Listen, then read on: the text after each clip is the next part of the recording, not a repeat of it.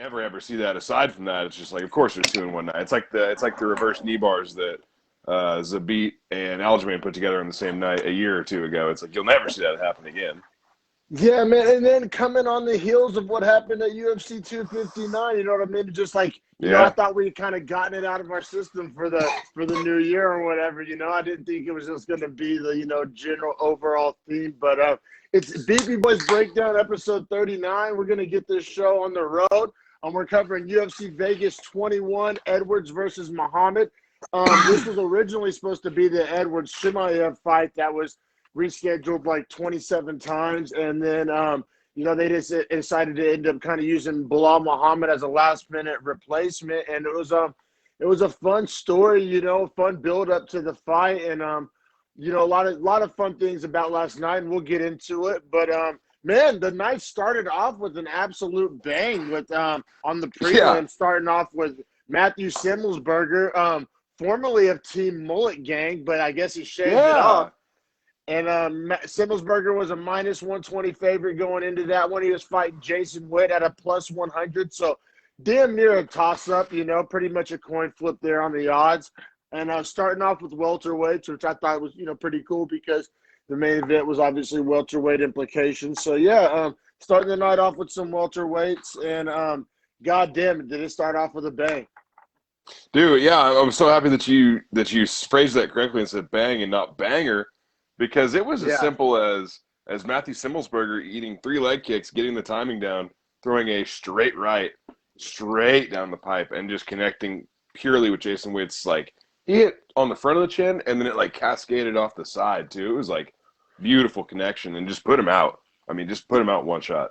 Yeah, essentially one shot, dropped him. It was gorgeous. Yeah, Witt came out and he start, you know, it's pretty common for fighters to start off with some leg kicks, and you know, but he wasn't throwing any feints or setting them up with anything up top. He was just literally just throwing blind leg kicks, and he did it. He went to the well one too many times. He did it once, he did it twice. Simelsberger was like, all right, and then he did it the 3rd time, and that's all she wrote. He timed as soon as he threw the leg kick, Simelsberger threw the right straight down the pipe, and so that's pretty much all she wrote. It was enough to get him 50K, which, you know, good for him. It was hard to come by last night. Yeah, last night was a lot of explosive finishes, a lot of bangers, and a lot of entertaining fights. So, yeah, in a night full of spectacular finishes, that his stood apart, and I think he well deserved his 50K. So, you know, anytime you get a 17-second TKO in the first fight of the night, like, you know, hard to start a card off any better than that, man. It was a lot of fun, and you know, it's cool seeing Simelsberger do good. I feel like that's the thing Dana's always going for too when he's telling the fighters in the back that after weigh-ins before the fights, he always gives them some sort of like speech. But essentially, the gist of it is that he's always telling them like, "Hey, the best performances get the most money. Like, you guys know how this works." Like, he's essentially trying to tell them like, "Go out there and be killers. Like, be great, and I'm going to reward you with more money for it if you do." Yeah, man.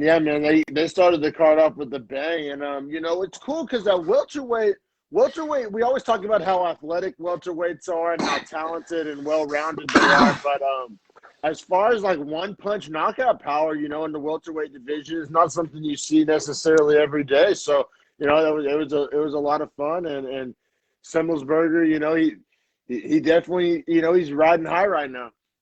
Does welterweight? Let me just ask you about the weight class as a whole before we even get to the main event. Does it seem very top-heavy to you? Like, I'm not saying the back-end welterweights are bad necessarily. I just think the gap between, like, the top 6 and the rest of the guys is pretty clear. Yeah, for sure. They're definitely not in a situation where, like, the bantamweights and the lightweights where it's just, like, you're going to have a guy ranked 30th who's an absolute monster, you know? Right. But with most of these divisions, man, it's ebbs and flows. You know what I mean? Like, absolutely. You know, like because at one point welterweight was like the scariest division, and you said at the top end it is, but yeah, just with the divisions like lightweight and bantamweight that are so deep, just especially on that back end, you know, it does kind of. I see what you're saying there. Yeah, welterweight doesn't really fall into that same category. And I feel like it's the division that's aging out more than the rest too. Like, it has probably the lowest amount of like young talent in it. You got guys like Condit and Lawler still holding like 14 and 15. I mean, you're right. You got a good amount of veterans still littered throughout 170. But I think that makes sense, right? The elephant in the room at 170 is the inactivity and the diva, and you know what I mean. Everybody thinks they're too good to fight anybody, and that's kind of the story and the fallout of the Edwards Muhammad fight. But yeah, man, 170, you know, interesting division for sure, man. But we can keep it pushing after that you know, gorgeous KO to start the night. We had our first women of the night. We had Gloria DePaula making her debut as a minus 210 favorite over the veteran Jin Yu Frey as a plus 160 underdog. And, you know, so that just goes to show you that they expected big things out of DePaula, you know, coming in on her debut over a veteran as a minus 210. You know what I mean? Like, they were expecting big things from her. And it's easy to understand why whenever you saw her striking, man. Her striking was gorgeous. Oh, yeah. I felt like this was a tough matchup for her to give her, though, as her debut. Like, I thought the same thing. Whenever I saw they gave her Frey as a debut, I was like, oh, man, that's kind of a salty debut, you know. But, I mean, Frey, she doesn't have the greatest record. And, you know, she's getting a little long in the tooth. And, I mean, it makes sense when you take a step back and look at it. But, yeah, just on face value, like the first time I looked at the card, I was like, oh, man, you know, they threw her a tough debut. But, yeah, for sure, man. Fighting at straw weights. We got some straw weights on her hand. And, man, this fight was a little back and forth. There's a lot of fun. How'd you see round one? So I scored the first round to Frey. I thought that was kind of easy for me, to be quite honest. She got that nice early takedown and then just 4 minutes on top. Not the most damage, but also, you know, not the most, like, submission threat from the bottom from DePaula either. So essentially that position's being won by Frey no matter what. Yeah, 100%. Yeah, it was one of those things that she was doing just enough to have the refs not, like, stand them up, you know. So, you know, definitely enough to win the round. But, yeah, that definitely was really Paula wasn't in that much danger for sure. But, yeah, then round two, you know, DePaula started to wake up, you know, managed to keep it on the feet, which was really impressive after getting dominated on the ground so much in round one. Managed to keep it on the feet and then was kind of lighting Frey up on the feet for real. Like, she was letting the hands go. And the head kicks, I distinctly remember watching this fight and being like, there's no wind up on the high kicks. They just were so fluid, so flexible, just go right up top. She was throwing punches and combos and bunches in the second round. Yeah, I thought her striking like was beautiful in the second round, and she was defending the takedowns well in the second round too. It was just like a complete opposite foil to the first round. I was really like, I was pretty shocked, and honestly didn't know what to expect going to the third round after that. Yeah, exactly, because it was 1-1 going into the third, essentially, and in each different ways. Because, you know, Frey was able to win one on the ground for almost the whole round. Round two, DePaula was able to keep it on the feet and dominate on the feet for the whole round. So, yeah, nobody knew what to think going into round three, you know, especially I think a lot of people weren't expecting what we got. At least I wasn't. No. I mean, and then round three, like, almost kind of becomes like, it looked like it could be a 50-50 round in the first 30 seconds. Yeah. And then Frey gets the trip and gets the takedown after getting the body lock from the trip that got defended, good chain wrestling, finally gets her to the ground, but then got full mount halfway through the round and then lost mount, I think, a minute to go, but it was still like she put a bunch of damage in when she got the mount. She got the Dagestani handcuff, I do believe, at one point. Yeah. No, that was a different fight. No, different fight, but she was going for the rear-naked choke. She took the back at one point and started trying to go for submission. So Frey was trying to finish the fight, which good on her for trying to finish the fight. I got to say, though, it was this weird kind of situations where both of the Frey, and I'm going to put it in air quotes, takedowns, were kind of fluky little trips. Like, none of them were, like, pure, like, wrestling takedowns, which, you know, take whatever you can get and make the most out of whatever you're working with. And good on Frey for able to kind of make chicken salad out of chicken shit, because, like I said, both of the takedowns were kind of like not really dominant takedowns, but she was able to do a lot with them and maintain the position and not allow DePaula to get back to her feet. Because on the feet, DePaula was piecing her up. But I'm pretty sure we both saw it the same way all three judges did. All three judges gave it 29-28. Frey won 1 and 3. It was pretty clear and cut. There wasn't a really lot to debate on this one. It was pretty easy to fight the score. Surprisingly clear-cut decision as far as how to score it with how diverse the rounds were. Yeah, exactly. Yeah, but it made a lot of sense to me, at least, because like I said, it was pretty obvious. Frey won 1 and 3, and DePaulo won 2. Oh yeah. Yeah. So yeah, like I said, it was pretty. This was one that even these judges couldn't fuck up. But man, yeah, we'll keep it pushing. But yeah, Frey was the first underdog to cash. Extends her career. Like I said, I think she's for the women's division. She's getting a little older, and more power to her. Keep gatekeeping and keep knocking out these young bucks. Yeah, honestly, man. And then moving to the next one, keeping it pushing, as we like to say. We moved 10 pounds. We moved 10 pounds up in the women's division still. So women's flyweight, 125. Mark Smith's our ref. We got Courtney Casey plus 125 versus JJ Aldrich at minus 150. I think Casey Kinney was in Courtney Casey's corner, and it was getting me so confused when I was trying to think about it in my head. You and DC. You said Casey Kinney about 8 times, and it's one of those things where I wasn't even struggling with it. And then after hearing DC fuck it up like 4 times, then I was like second guessing myself. I was like, wait, this isn't Casey Kinney, right? Like we just watched Courtney Casey Kinney. Yeah, right. Is that a middle name? What's going on here? But yeah, a lot of cuss sounds going on. But Courtney Casey, man, coming in with that salty 9-8 record. I know you love records like that in the women's flyweight division. I know it's just your favorite thing in all of mixed martial arts. But I gotta say, she looked a lot better than her record. Like I thought she looked good. I thought she fought really well. And let's get to see if you think there was any controversy going on at the end of this one. But let's go round by round. But as I alluded to, they were fighting the women's flyweight division, which we always talk about. It's one of the thinner divisions, but looks thick as hell compared to the 45 division. But anyway, round one. How did you see round one going? So I thought that Casey honestly just looked a little more dangerous and was landing more damage even when she was on her back. I thought that round one, I really thought she won most of the points of that round. I do want to credit Aldrich for getting the takedown. She did have some nice strikes as well that she landed, but I just felt like the overall damage and control was pretty much Casey's for round one. Yeah, exactly. Casey's hands looked crisp. She was letting it go. Like she was throwing with bad intentions, which you don't always get in the women's fights. Sometimes, it's more about just technique and precision, which is good. A lot of them have phenomenal technique and precision, but man, Casey was just throwing for the fences, man. She was trying to end the fight, and she was throwing hard. She was landing hard. She was landing big shots. She was landing them clean, and I valued those big shots more than I did the takedown. So I gave round one 10-9 Casey, and then. So, yeah, you're on board with that? I was just gonna. Yeah, absolutely. I was gonna say I agree, but I do think Aldrich she showed a pretty good chin too, man. Because Casey was landing some clean shots all night. Yeah, all night Aldrich was showing a chin. I said like Casey when she landed, she was landing hard, she was landing clean, and but credit to Aldrich's chin because as hard and as clean as she was landing, it didn't seem to like it wasn't wobbling her, it wasn't dropping her, it wasn't even cutting her.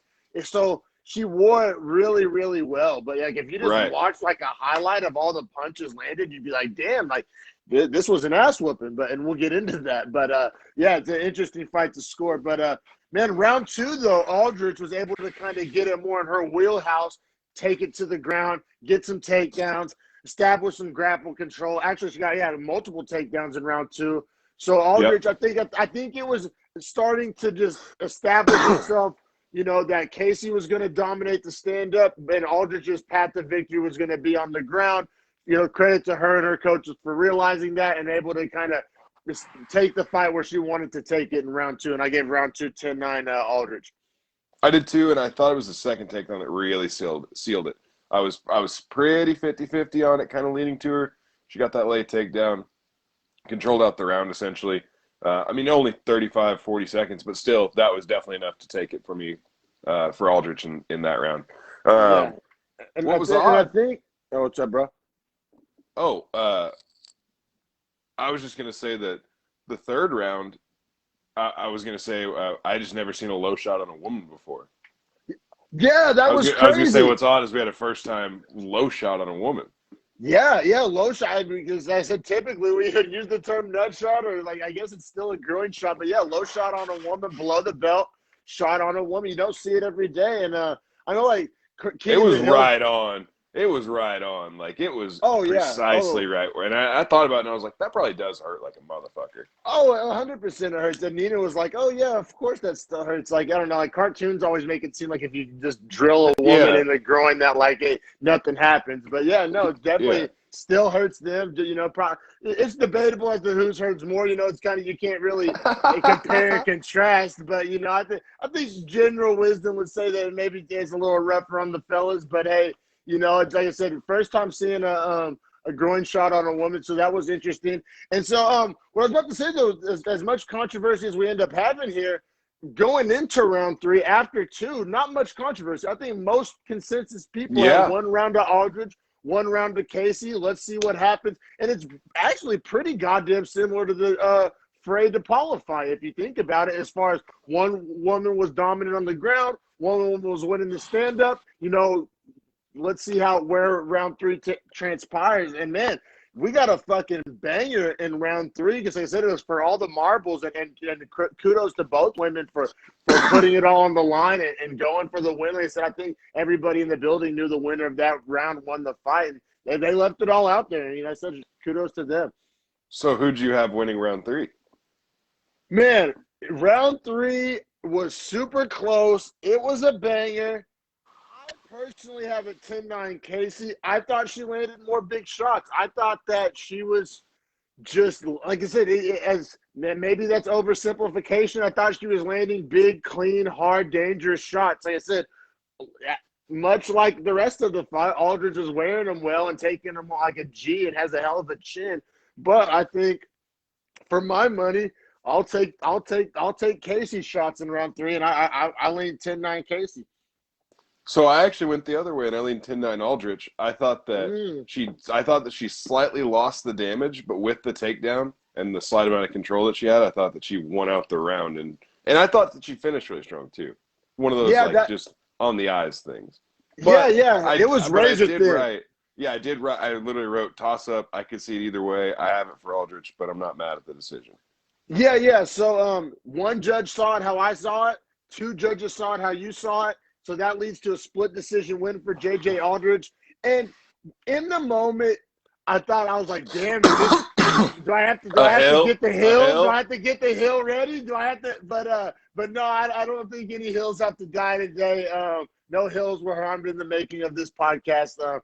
I don't think, you know, because it's a split decision. And what do we always say? You know, it's hard to get that mad over a split decision. The judges are openly admitting it was essentially a coin flip. And when 3 people do a coin flip, you know, somebody's got to win. So I said, in the moment, I was a little salty, especially with the record like Casey's. You know what I mean? Like, she needed that win bad. Now she's at an even 500, probably on her way out the door. You know, I mean, she looked good. Maybe they give her another gatekeeper prospect fight. Maybe. I mean, if she, you know, I thought she looked good. I thought, if she gets cut after that performance, that would be kind of a bummer, you know. But, yeah, it is what it is. J.J. Aldridge got the win. Like I said, not really going to die on any hills on this fine morning. What do you think? I mean, and I do have a hill I'm going to die on later on the main card, just to preface it for the audience. Oh, yeah. But, I'll get the tarp out on the hill. Yeah. What do you think of Bisping with Cormier?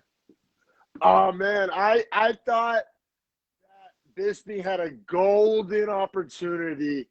Because if you think about it, Cormier is the big name. So if you prove that you work well with Cormier, that's only good for your career. You're going to get bigger shots and bigger spots. Right. So I thought they were trying to, you know, give Bisping opportunity, and I thought he squandered the opportunity. And then Brendan Fitzgerald's the third guy, right? That's his name. Brendan. Yeah. So it's just like nobody can get a word in edgewise, which is the same way that it was whenever he was with Anik. I feel like they keep giving him these opportunities to work with the bigger guys and not so much the B crew that they usually put him on.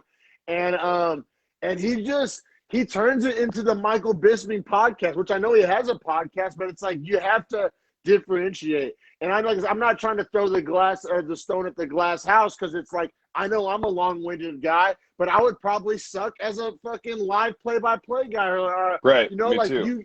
you got to get in and get out. And as a fighter, you should be able to understand the concept of get in and get out. Like I feel like he stepped on a lot of toes. I would have loved to hear way more from Cormier. And then you actually kind of crossed the line into unprofessional. And it's hard to stick up for Fitzgerald. But, I mean, he was, like, telling him to shut up. And, I mean, it was just a little much for me. And I'm not trying to be, fucking, tie butthole or anything. I'm just saying, like, I don't know. Yeah, Bisping was rubbing me the wrong way a lot last night. I'm glad you brought it up because I wanted to talk about that as well. Yeah. I just thought it was an odd pairing. And like you said, I thought the exact same thing. They're giving him a shot to see how he works with, like, a two-man crew because he usually calls the fight by himself with him and Brendan Fitzgerald. And Fitzgerald does the play-by-play, and he just has to do the color. And it's really easy for him because that's what he's good at. That's what his podcast is pretty much like. But yeah, man, and he has no respect for grappling, man. He always wants them to like use their grappling to get back to their feet. And it's like, hey, Bisping, some people are good at that.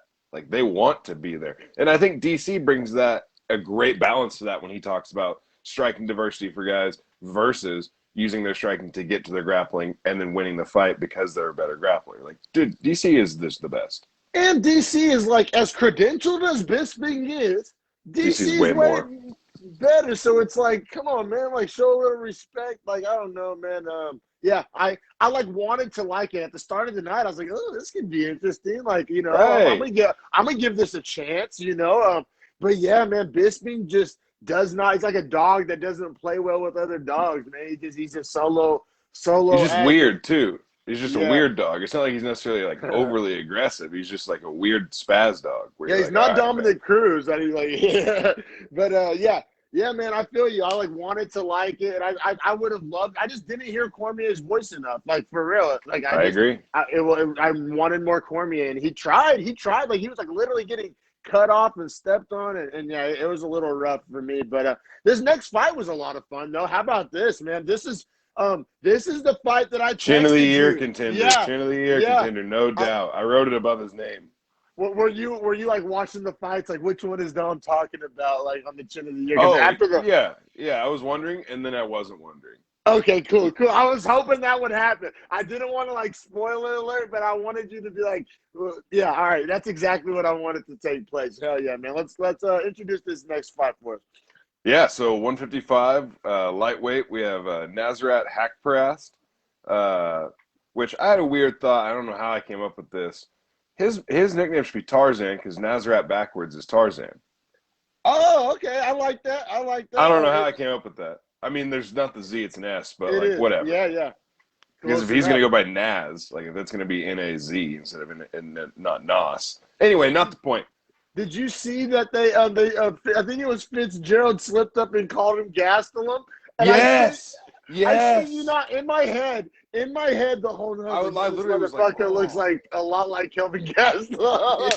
Yeah. And I swear it was like one of those things. I was like, damn, did I just like do telekinesis to fucking Brendan Fitzgerald? Like, I swear, right as I was thinking, I was like, damn, this motherfucker looked like Kelvin Gastelum. He was like slipped and said Gastelum, and I thought it was super awkward how like he didn't like own it. He just let the like dead silence ride. He like tried to play it up, and it's like, dog, we definitely all heard that. Everybody was tweeting about it. Justin Gagey tweeted about it. Like, it was hilarious.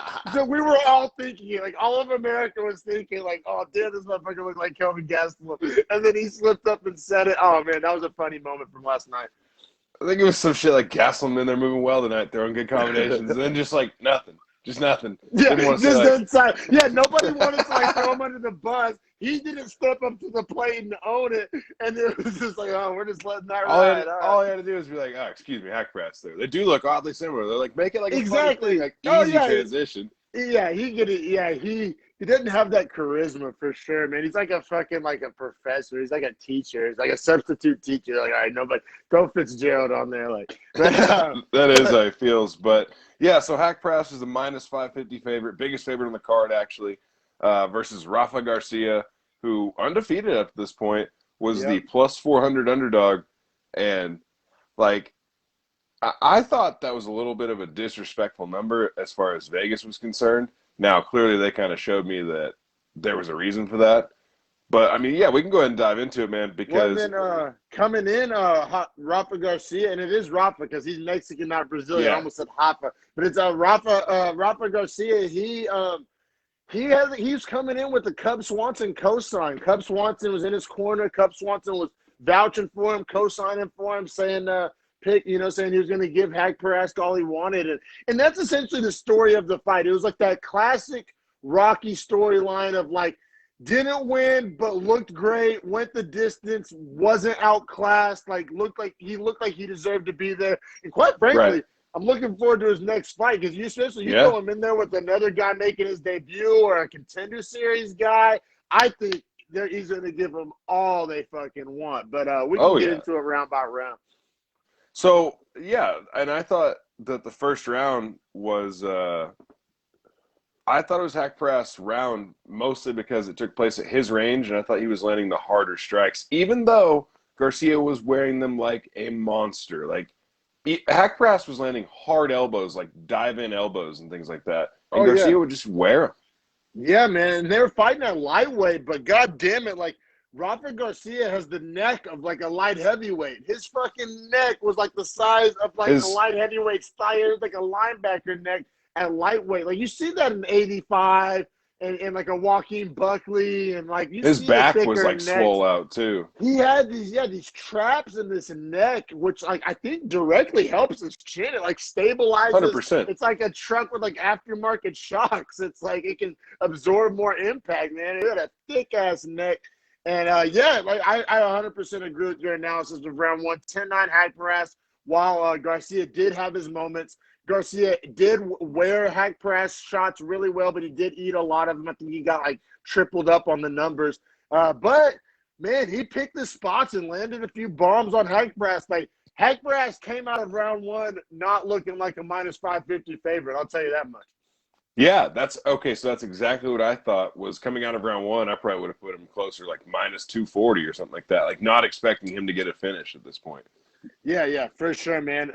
I did like in round two noticing how fucking durable his opponent was. Hank Parask kind of tweaked the strategy slightly in round two and started going to the body more, which I thought was just genius and effective. Looked great. God, he was digging in those body shots, landing some big ones, clean. I thought that was a brilliant kind of strategy tweak and then execution upset strategy by Hank Parask. And that's where he kind of separated himself as a higher level fighter. Like, you're good, kid, but not quite here yet. This ain't my first rodeo. Like, that higher level fight IQ kind of started to – because physically, I don't know if he was the better man. He won that fight with his fight IQ. Well, I mean, he's a Muay Thai, like, specialist, and you could see that last night with, like, the knees and elbows he was throwing and, like, the inside striking he was landing and the body shots, too, like, the way he was landing those.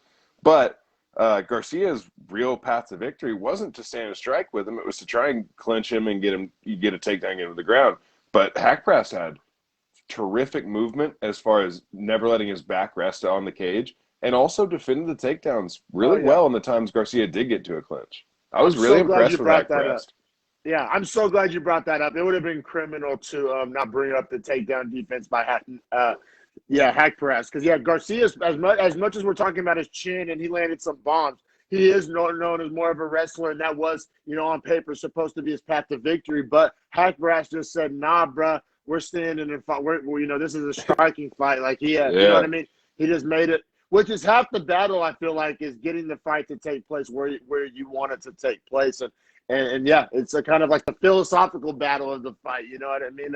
And then Hank Parask was able to win that battle of keeping the fight where he wanted it most of the night. Yeah, so round 2, 10-9 Hank Parask as well, I imagine.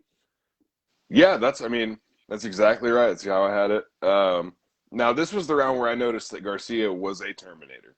This was the round where I was like, oh, he's the T-1000. He just eats strikes and just keeps coming forward. Like, no end. Like, and he didn't stop going for takedowns or clinch opportunities. Like, he pressed every opportunity he had. Like, shout out to this guy for coming out in his debut and, like, not looking a bitch in any facet of MMA. Oh, man, no. Like, he's looking like a scary, scary individual. He said just what? I mean, because it's like not only did he have a chin, he had like a body too. Like he was eating those body shots, eating the face shots, returning fire. I mean, just zero fear, zero.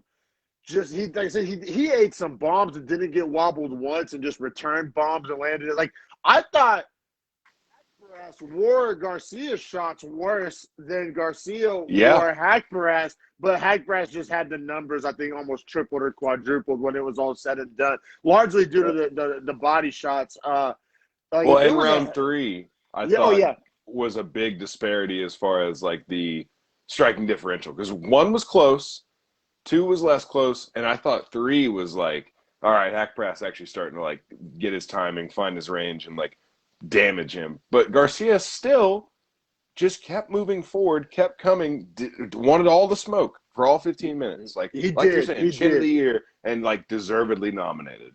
Yeah, for sure, man. And man, the scoring though confused what the fuck? Yeah, okay, I'm so happy because I thought maybe I fucked up and didn't pay enough attention in the first round or something, that I missed something.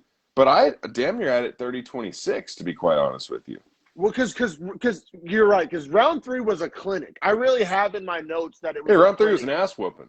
It was an ass whooping, and with a man that doesn't have a chin of the year candidate level chin, that probably is a 10-8. That the only reason that wasn't a 10-8 is because Garcia didn't wear it like a 10-8. He made it. That's what I'm saying. But I see what you're saying as far as like the strikes landed and the amount of damage actually absorbed. Yeah, you're right. But he just wore it like a freaking gangster. But yeah. So we both scored at 30-27. So we're on board with Judge 1, and then Judges 2 and 3 scored at 29-28.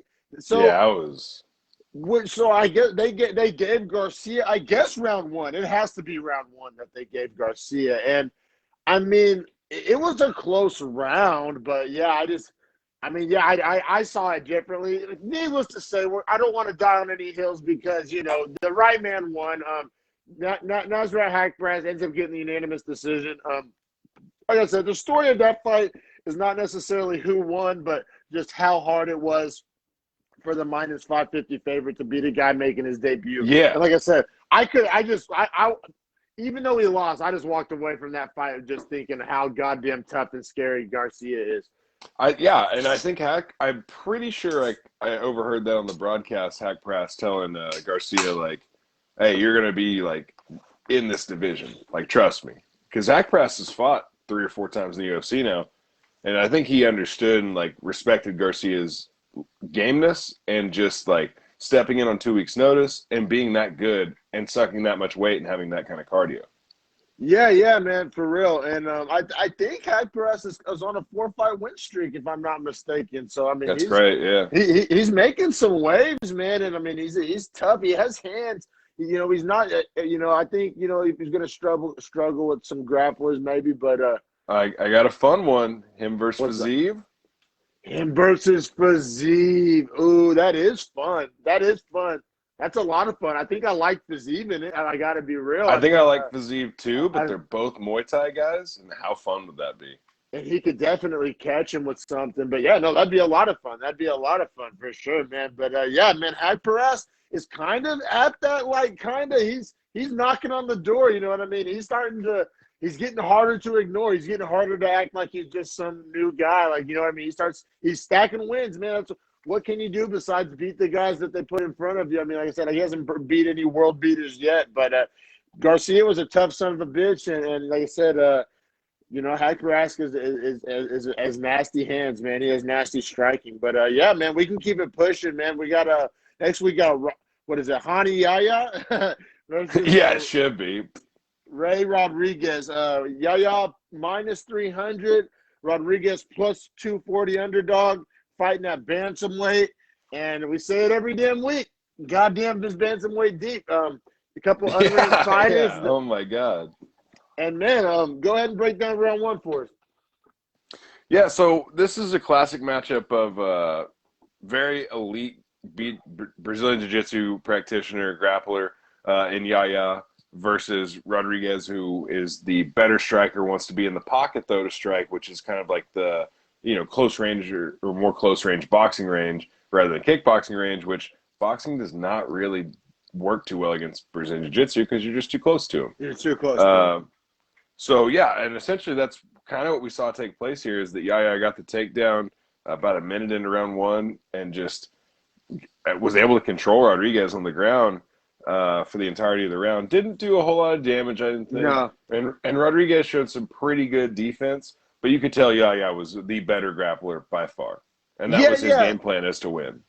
Yeah, exactly. And I kept saying, no pun intended there. But, man, Ray Rodriguez, I got to say, really all you can say about him is that he did show effort. Like, he got dominated, but it wasn't for lack of trying. Like, he was attempting to get up, and he was trying things, and he didn't really accept the position. He just got dominated. Yeah, man, Yaya on the ground. Can you break down this fight pretty much in those 4 words? Yaya on the ground. I mean, he just dominated. Which everybody pretty much knew if Rodriguez wasn't able to keep this standing, this went exactly how everybody thought it would go.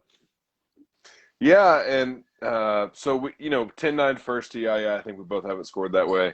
We get to the second round. Rodriguez is very obviously aware, like, I can't get taken down. However, gets pressed to the fence, gets taken down, and then gets put into a pretty slick arm triangle by Yaya, which DC talked to him about it after the fight and asked him, did you have that, like, in your mind? Were you wanting to go for that? Did you notice his arm was up? And he said, yeah, actually, I noticed that whenever you put him in this certain position, he actually puts his arm up to try and, like frame the position. And he was like, so all I had to do was, like, jump back over the guard, and I'd be in the triangle choke. And was this the fight where the broadcast was, like, pretty much, like, shouting that? Like, oh, why does he keep doing that with his arm? Was this? Yeah. Like, it was Which I don't like. I don't like when there's no fans. And I know that's, like, some bullshit, because I can't ask them to just change the way they talk about fights whenever there's fans or not fans, because I don't want to live my life according to COVID. You know what I'm saying? We're almost at the end of it, so whatever. But it is one of those things where, like, that sucks, because if someone in either of the corners hears DC saying that, maybe there's a chance they realize it and they tell him that in the break between round 1 and 2, and they're like, hey, when he puts his arm up, go for it. And then obviously in the post-fight interview, more even to that point, is he's not going to tell DC, like, yeah, I heard you saying that on the side, and, like, my coaches told me that, so then we went for it in the next round. Like, that would feel so unprofessional that I don't think any fighter would admit to that unless they were just like Mike Perry level dumb. I think it happens even just live as they say it. They hear him, man. I think that happens pretty frequently. And like I think some fighters are pretty lucid when they fight. Some guys aren't, though. You're right. Good point. But you're right, man. Yaya ends up. He looks like the -300 favorite. Gets the round 2 arm triangle sub. It was his 21st submission victory, which tells you all you need to know about him. Fighting at bantamweight. I don't think there's many bantamweights that want to smoke with him on the ground. I mean, like I said, now most bantamweights, it seems, tend to lean more striking heavy. But who is the crazy good wrestler that has kind of the mullet? That's a bantamweight that we like a lot. He's kind of a tan-skinned guy. Oh, man, I'm not sure. Not off the top of my head, at least. No, you're good. I'm sorry to put you on the spot like that. Bryce Mitchell? No, he's featherweight. Not Bryce Mitchell, yeah.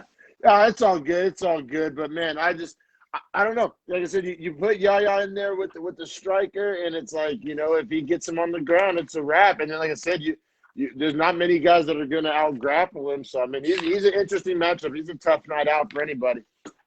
Oh, yeah, exactly right. And, like we always talk about, man, 135 is so deep. It's crazy.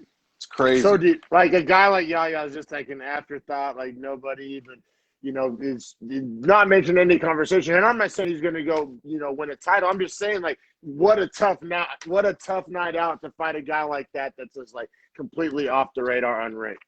So Mario Batista's 135 is who I thought you were talking about. He's the tan-skinned mullet guy that fought Trevin Jones and the 257 card. I know that's not who you're talking about. Yeah, that's my bad. I shouldn't have even brought it up. But, man, this next fight, though, was hella entertaining, hella explosive.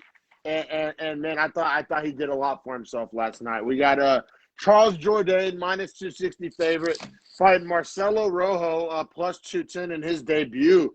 And talk about another goddamn salty debut. Imagine getting Charles Jourdain as your debut. Holy shit, man! That's Dude, this fight was sick. I love this was fight. this was a really fun fight. Fighting at featherweight, man. I actually kind of leaned Rojo in round one, man. How'd you see I did round one? too. Okay, I was too. curious. But I wanted to see literally, if you did too. I wrote really back and forth round that I'm leaning toward Rojo for. I just think he did more damage in a 50-50 round, if that makes sense. Like that round was essentially a toss-up where he just barely out-edged him in damage. Well, and I'll be real. I know he really didn't do anything with the takedown, but it was the takedown that was the decision maker for me because, like you said, the striking was essentially 50-50. I actually wrote it down. It was 24-26 on significant strikes. So, I mean, stand up. I mean, on the feet, it was goddamn even. And then, like I said, Rojo did get a little takedown kind of towards the end of the round. So it was enough. It was enough to me to kind of edge out the round for Rojo. But I think that was enough to kind of wake Jourdain up, let him know he was in a real fight. Looking for a fight, yeah. And I think he kind of rose to the occasion and met the challenge, and he looked really great in round 2 and 3. So for as sick as this fight was, like in the cage, what was even cooler for me about it was like when they were keeping it in between the rounds and you were like hearing Jourdain's corner and like he was telling him like in between round 1 and 2, I'm pretty sure is whenever he was saying like this dude's tough, like but I I can feel it, like I'm gonna get the better of him, whatever. And then and then in round 2, I scored it once again to Jourdain. I thought he started landing more damage, but Rojo looked really strong to start the round. Jourdain just finished it harder. 100%, 100%. It was kind of really close round. Both guys were having their moments, but to the last probably 90 seconds of the round, Jourdain just was able to kind of outlast him, kind of just pull away towards the end. Yeah, just like you said, towards the end of round 2 is whenever Rojo faded. And like I said, Jourdain was able to secure round 2. But it was one of those things when Jourdain was able to look good at the end of round 2, you kind of momentum had swung. It looked like Rojo was fading, probably because he was fading. And then round 3, Jourdain poured it on. Here's what was sick about what you noticed is exactly what Jourdain told his corner. Is he's in the corner between 2 and 3, and so progressed the story from him like feeling good about it to him saying like, I can feel him stopping, like I'm gonna break him this round, I'm gonna stop the fight, I'm gonna win it. And his corner's telling him he's down 2 rounds, which is crazy. Yeah, that might have been a little gamesmanship, trying to, get him to go for the finish, trying to manipulate the athlete, whatever. Though that's cool because it worked. I like Jourdain's like mentality when he's in a fight, man. Like I think he's gonna go out on his shield no matter what. No matter what. Yeah, he's going for it for sure, man. And man, round 3 was on its way to being a 10-8. It was an ass whooping. And then but the fight, God. It didn't last that long. Jourdain was able to get the 3rd round finish. And man, what just a tough fight. I mean, I said I thought he lost the first round. Round 2 was super close round. He was a banger of a round. And then to come out and get the finish in 3, like you said, it shows that mindset, shows that killer instinct. It shows that want to. I thought, like I said, like before, right when we started introducing this fight, I thought Jourdain showed us a lot last night. Like that was a really good showing from him. And think about it this way too, man. I know it's a shitty way to say it, but how do you make sure you don't lose in a shitty split decision? Finish the fight in the 3rd. You know what I mean? If you think it's 1-1 or you're down 2, like finish the fight. Exactly. Don't let him decide. Yeah, he left no doubt. That's for sure. Yeah, he I don't know if it was a cardio thing or a heart thing, but he went to a place in round 3 that Rojo wasn't able to match him at. You know what I mean? Yeah. Now coming off this, I think Rojo and Zalal would be a super fun matchup. As far as Jourdain, I'd like to see him kind of move up and get to that close to that top 15 range. I think he's pretty much in that spot now.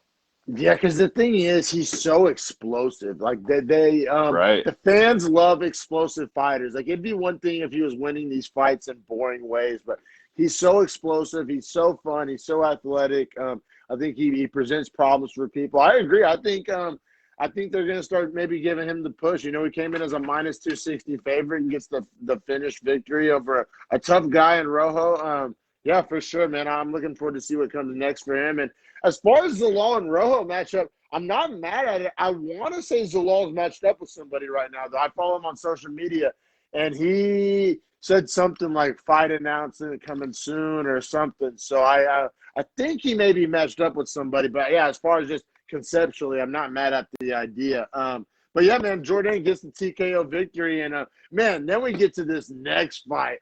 Woo! This next fight, I think I have some hot takes. And they're going to be, I guess, unpopular hot takes. It's like what everybody's talking about right now. But yeah. Okay, I'm super interested to hear because I mean I got it pretty like Go ahead. All right. I mean, maybe they're not that hot. Maybe a little some mild softs on there. But we got Angela Hill minus 370 coming in as the 12th ranked strawweight. Fighting Ashley Yoder, actually in a rematch. They fought, I think, 5 years ago. Yeah. And Yoder was a plus 290 underdog. It was pretty interesting stat, though. They talked about it a lot on the broadcast, how they said since they last fought like 4.5 years ago, Angela Hill's had 11 fights and Yoder's only had 6 fights. And I kind of get that vibe. It's like, and especially watching how the fight transpired, it's like I think Yoder likes the things that come with being a UFC fighter, but I don't think she necessarily loves fighting. But I think Angela Hill like really does like competing and like the sport and like the chaos and like the violence for real. And I think that can't be understated when talking about fighters, like with their approach, you know. Bro, you know how Angela Hill loves the game and like fights because and competes because she actually loves competing? Is because she started out doing Muay Thai classes with her husband as a way for them to work out together to get in shape. Yeah. She fell in love with it so much that she wanted to go eat punches to the face and punch other girls from just wanting to work out. Like, yeah, she started late in life. Like, she started late in life.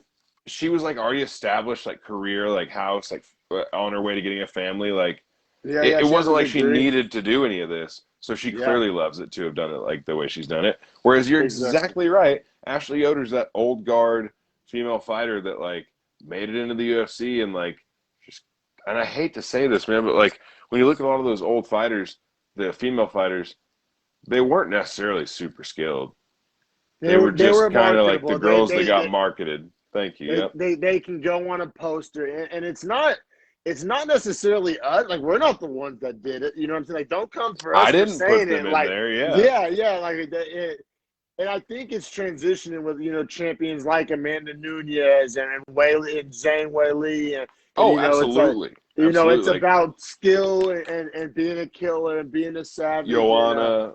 Like where the women's division now is so much different than where it was 5, 6, 7 years ago. Much. Yeah, back in the Misha Tate days and even to an extent Ronda Rousey and those women paved the way and they did a lot. But I think just the way it was viewed, marketed, and consumed has come a long way, and I think for the better. I know for the better. You know what I mean? It was a little sleazy. Like, let's put the rat on the table. It was very sleazy. There was like a drop of like wet t-shirt contest going on. You know what I'm saying? Like a tiny sprinkle of that. You know, I'm not saying like they were obviously really fighting and they were really putting it on the line, but and maybe it was more about how it was marketed than how it was. But you know what I'm saying? We got to be honest though, and like I'm going to call the UFC out for a second because the reason they don't have a 145 division is because they don't want to see women that weigh 145 and what they look like in the cage because they don't think that's visually marketable. I'm just going to say that's really what it is. Yeah, there's plenty of other 145-pound women in the world that would come fight in the UFC and be put on cards, and like you could build that division. They don't look like Megan Anderson. Well, Megan Anderson she's 6 feet tall. Like, what happens when you get a girl that's 5'8" that wants to fight 145, but she's just like pretty stacked and like maybe a little thick? Like, we're cool with DC and Roy Nelson. Yeah, Mark Hunt. We can't get a female. Like motherfuckers are literally fat as fuck at heavyweight. Some of them, dude. Like Pessoa, Rafael Pessoa, Carlos Felipe. No magazine covers anytime soon. Right. Like, they're fat as shit. So I'm just saying that, like, the reason 145 wasn't marketed in the start and built up and stacked out was because they couldn't find the women that they thought were marketable enough to fill the division. And I think that's just truly what it is, man. I don't agree with that. I don't agree with that. For sure, man. And I got to say, for everything that we're saying, I got the feeling watching the fight that Angela Hill was like acutely aware and felt exactly the same way we feel about this. And I feel like she like really enjoyed kind of making the separation obvious, if that makes sense. Yeah, because to put it politely. Like she was alluding to, was she was like, I love this shit. Like, look how many fights I've had. Like, I do this. Like, I'm here for it. So. And I gotta say, and I'm sorry, it's gonna sound like we're piling on Yoder, but dead ass, maybe the slowest kick I've ever seen thrown in the octagon, and I'm including Modafferi and I'm including heavyweights. Like, wow, did you see those bullshit ass kicks, bro? I swear they were the wackest, slowest kicks I've ever legitimately ever seen. Like, or did they look as bad to you? They looked to me. They jumped off the screen to me. I hate to pile on Ashley Yoder, but no, and you're right. You're right. Her striking was abysmal, and she clearly needed to grapple in this fight, and I wasn't even close. Like, there weren't any points where I thought maybe the third round was closer to 50-50, but even still, that was after Angela Hill had banked 2 rounds easy and was just lighting her up on the feet.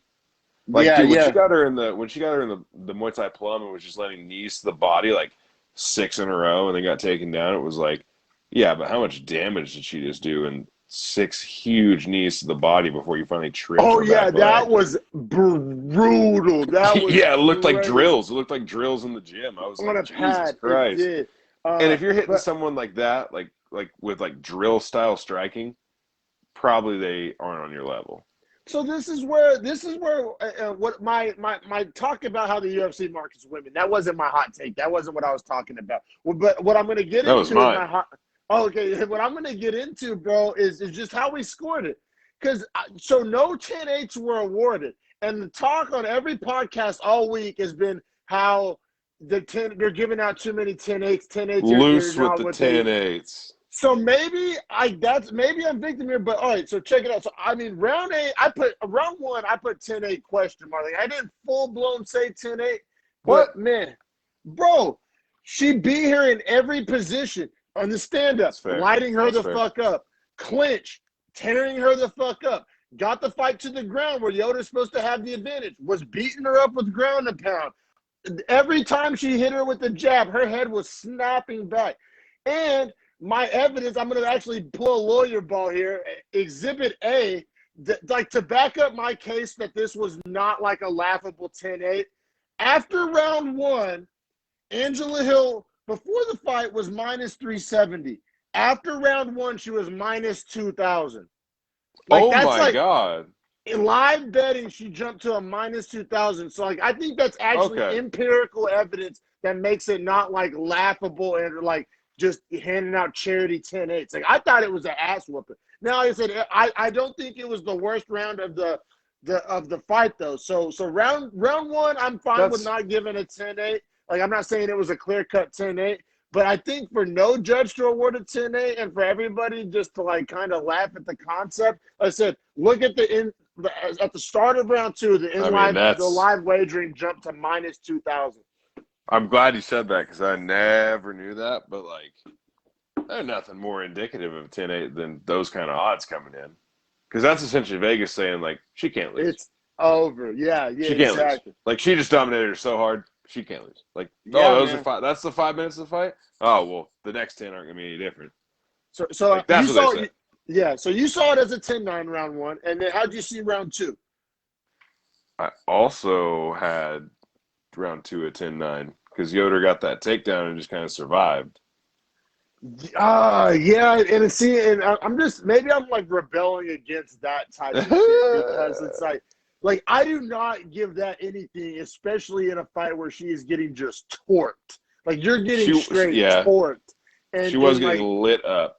Lit up, bro. Just beat the shit out of her. And so this is where when you say survived, I actually give that as points to Angela Hill because Angela Hill had her about a nut hair away from being finished on the feet. And then he said Yoder started going for desperation shots, and I guess she got him, and it worked. But I thought that, that fight was almost over, bro. In round 2, that fight was it was almost close. over. It was close. She was getting lit up. Now, I got to say, Yoder, in a weird way, was wearing the shots really well. Like, she wasn't bleeding. She was, because, she was getting, like, pummeled, like, destroyed, like, lit up. But she just wore the damage really well. Like, I feel like if she had more scar tissue or something, that could have definitely helped my case of it being a 10-8. Because, she was getting beat the fuck up, like, really bad for, like, essentially the whole round. I know she got that takedown, that survival desperation takedown, and did nothing with it. But I don't know. I thought, like I said, so round 1, I was teeter-tottering. Round 2, I thought was a worse beatdown than round 1. So I, like, without even no question marks, no nothing, I gave round 2 a 10-8. Like I said, crucify me. I know everybody's mad at 10-8s. That's like the in-style thing to talk about right now online if you're an MMA fan. So leave it in the comments below if I'm full of shit. But I saw round 2 as a 10-8, man. She had her beat to, like, almost, like, I don't know. She had her beat up in round 2, man. I do get that. Honestly, because, like, Ashley Yoder was getting her ass whooped in the second round. Like, it wasn't even really a close fight at that point. I wouldn't describe it as such. It was anti-competitive. It was like a one-sided, like, Yoder looked like she was, like, in the wrong cage. Well, how'd you score the third then? In the third, I scored a 10-9. Yoder, I thought, actually had more success on the ground in round 3. But I thought that Hill I thought Hill's cardio was starting to fade after 2 rounds of just barrages. I thought Hill's cardio... You train for the regular 3-round fight. You don't expect to, like, pummel a bitch for 10 minutes and then have to, like, come out for 5 more. So I get that. I get the cardio down. Rounds 1 and 2 were a sprint, and I thought she kind of just coasted out round 3 and allowed Yoder to not even have success, but just, it was more competitive in round 3, but it was still never in question. I had a 10-9 Hill in round 3. Hill, and then whenever it was on the feet, Hill was once again piecing her up, but it did transpire more on the ground in round 3. So 10-9 Hill in 3. How about you? I had 3 10-9, and I had 2 10-9. So I scored at 30-27, just like the judges. Now, after we talked about it, you do have a case for 30-26 for sure. You kind of have a case for a 30-25 here. Bro, it's like I said, round 1, like, hey, you can disagree with me, but Vegas doesn't. And then round 2, like I said, in my opinion, round 2 was a worse beatdown than round 1. So if I was teeter-tottering on round 1, I just would be inconsistent with my own logic if I didn't give it in round 2. You know what I'm saying? So, true. Yeah. Yeah. So like I said, 30-26. I thought I was honestly like, whenever they said 30-27, I literally my jaw dropped. You're like, who? I was like, am I a crazy person? Like, am I the problem here?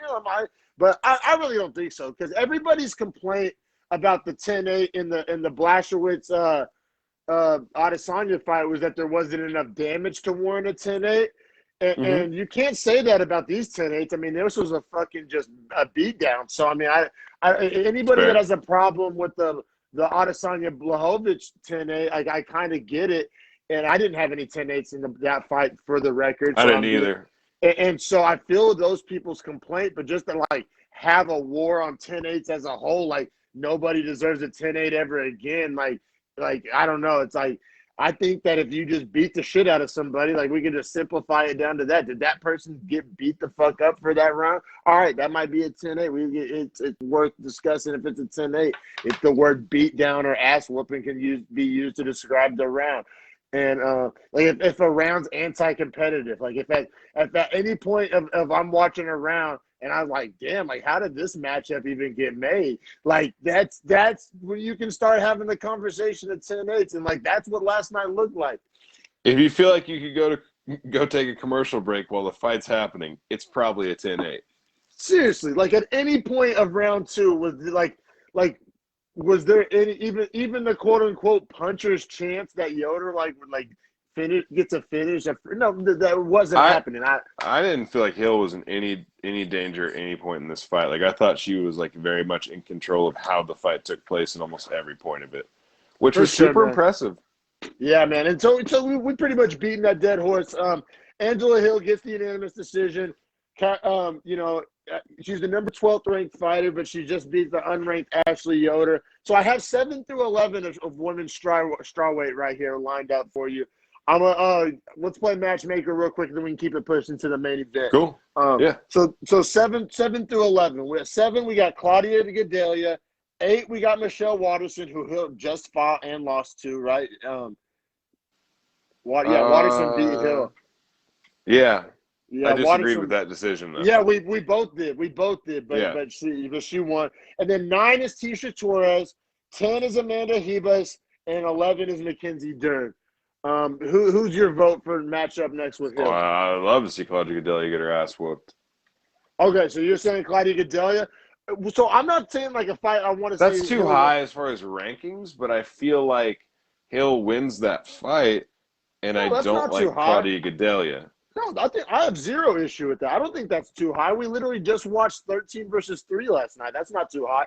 But my pick personally, and I didn't pick it because it's a good matchup for Hill. I don't even know if she wins this fight. Tisha? But Hill, Tisha Torres. That's a fun fucking fight. It's a super banger. fun fight. That would be a banger. That would be a barn burner. So, yeah, that one jumped off the screen to me. I put a fucking star next to Tisha Torres.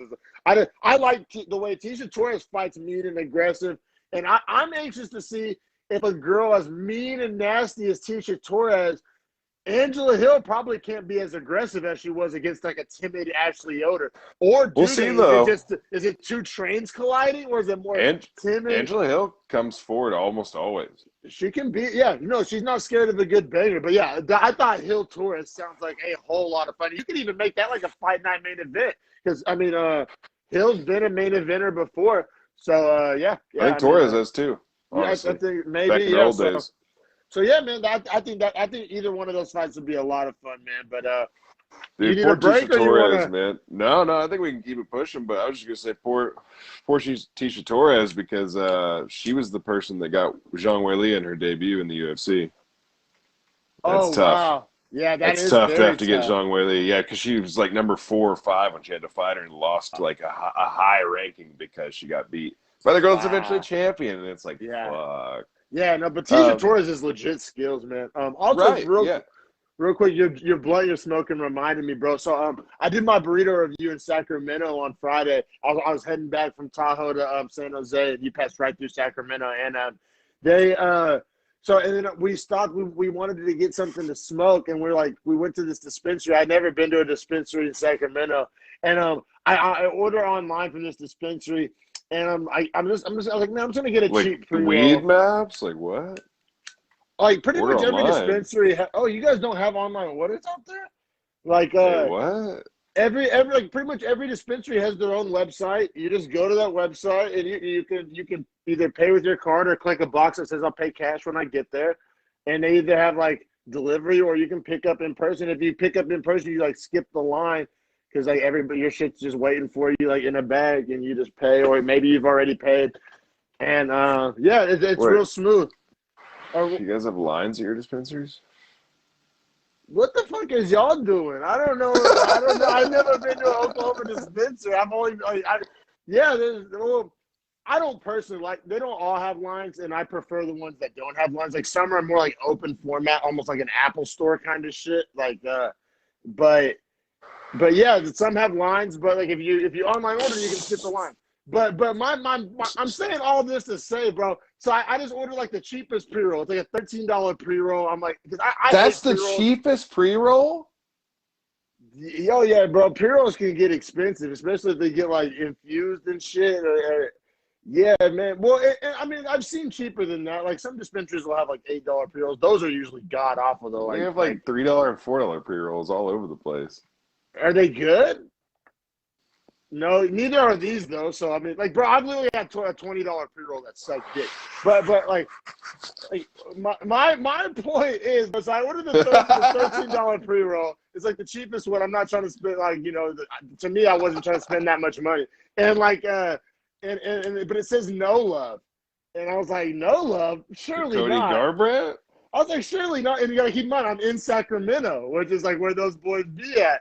And yeah. And then, but I was like, oh, surely not. No love, whatever. Maybe that's not. But I get the pre-roll, and it's like Cody Garbrandt, like no love, and it's like his brand of pre-roll, bro. I shit you not, and I'm not just saying this like me.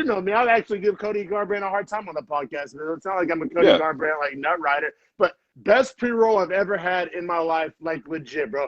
Like it was better. I've had like $30 pre-rolls that like were not as good as this one. Like it had flavor. It burned like a champ. Like half the time, that's what's important to me. Usually they just run and they're terrible. Yeah, usually they run like there's no airflow, no suction, and you waste like the whole first half of it or whatever. But so short story long, Jesus Christ.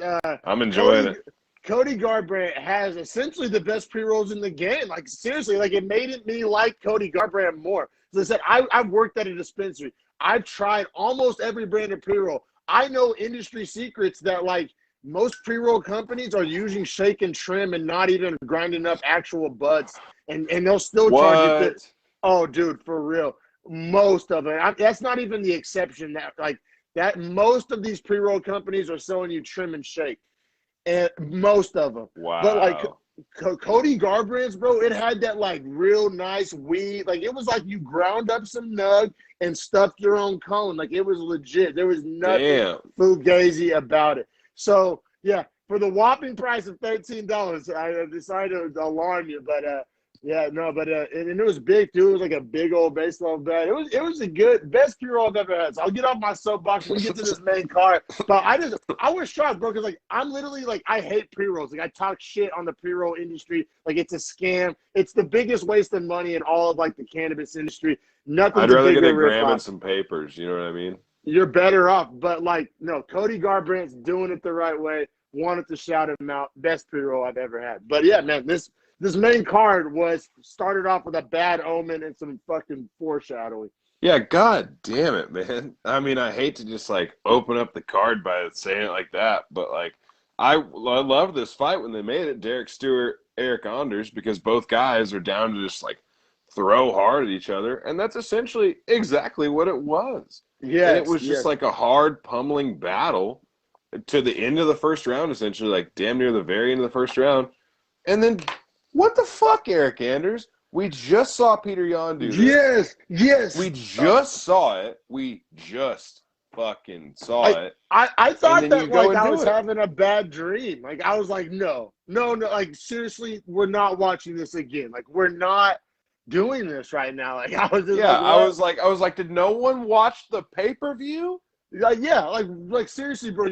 The entire MMA world has been talking about illegal knees nonstop for the past week at least, and oh my god, and yeah, if you can't put 1 + 1 = 2, Anders was seconds away, maybe like milliseconds away from getting a TKO finish. I mean, he was laying it on. The fight was essentially over. Like he was whooping Homeboy's ass, and because he was whooping his ass so bad, he dropped to his knees. Fully to his knees. It wasn't a murky situation. It wasn't like a have one hand down in the clinch or up against the fence, how they'll reach down and barely have their fingers touching as kind of a loophole, like lawyer. Literally had a knee and a fist down and an arm shielding. The only thing not down was one arm. I think he had both knees and an elbow, if I'm not mistaken. He was sliding his right leg up when he got hit with the knee, but it was like one leg was coming up, not even the second.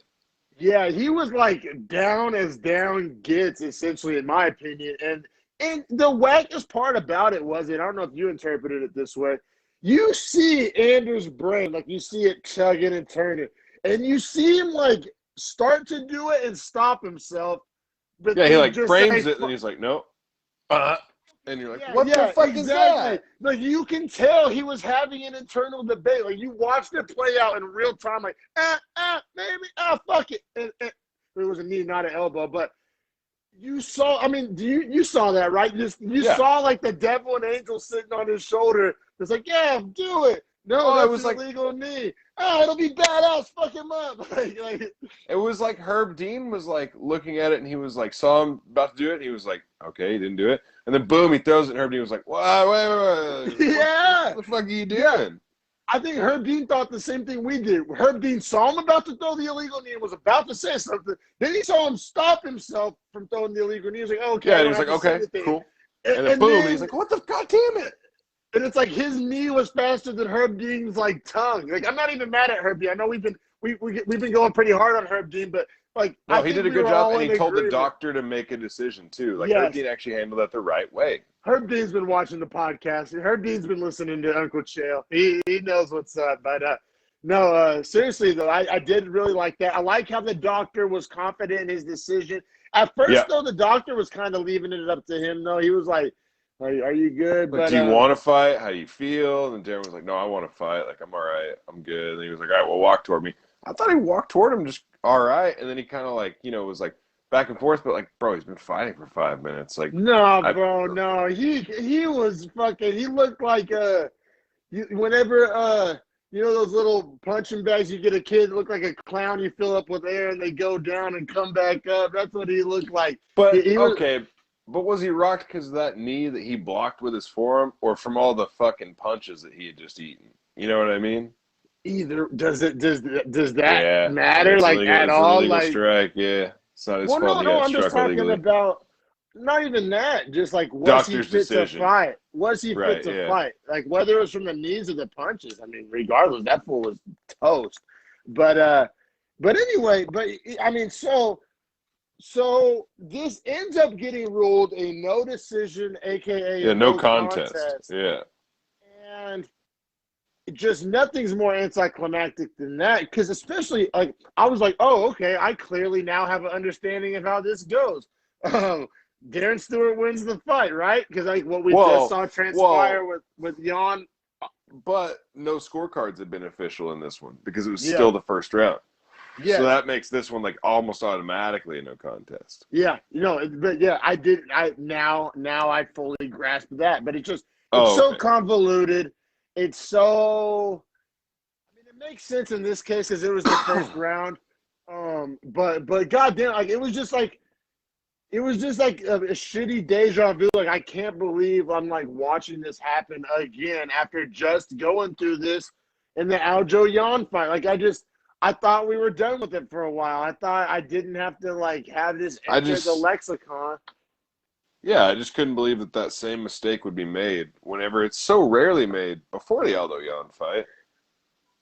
And then it happens immediately after in like in the most obvious situation too. This wasn't even like a close like 50-50. No, this was like literally which is directly related. That's why it relates to the Jan case so well, because it was also so fucking obvious. This one was worse. I literally have in my notes, dumber than Jan's. Literally, that's one of my notes, dumber than Jan's. Like, way dumber. Like, Jan's was like, the argument, it's a shitty argument, but like the argument could be made for, oh, maybe it was this, or maybe he interpreted this, blah, but no, this was like as down gets, and it made Anders look like a dumb meathead football player. That was my fucking first like thought. Because if anybody knows, Anders, former national champion for Alabama linebacker, that storyline's kind of been hammered into the dirt. But he's been taking some L's lately, but he looked good. I guess we can break down in the actual fight before the goddamn Anders looked good. He looked really good. He looked dangerous. He was putting the hurt on him, but. Yeah, man. So this fight ends in a no contest. Nobody wins. Nobody wins, especially the fans. I'll put it that way. But I'm gonna run to the restroom real quick, and then we can get to this Nicolau Cop fight. I got something to say about this too. Yeah. Me too. This is the hill. We're here. We're here. We've arrived. So while D-Mac hits the bathroom, I'll introduce it. We got Manel Cap versus Mateus Nicolau, 125. Cap's the favorite.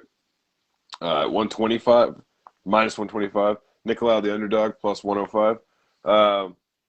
for Dana White's if you don't know, now you know segment that we bring up sometimes. I hate to give light to Dana and anything that he's like the Dana White Contender Series and all that. I don't like it. But I like the series. I just hate how they promote those guys once they get on. That's what I'm saying. Sorry. But, yeah, he put this fight on. It was one of his features. Talking about how Cap said that he wants to come out and put on a better performance than he did in his first fight. A lot of guys expected a whole lot from him against Alejandro Pantoja. It was like a top 5 matchup in his debut. And he just, low activity, just didn't really show up for the fight, which, hey, I mean, it happens, you know, and that's the big lights of the UFC. It can happen to anyone. So in this matchup with Nicolau, they're trying to get him someone that's, you know, game to strike and is a really game fighter as well, but also someone that's not a top 5 opponent and maybe someone where he can actually showcase his skills.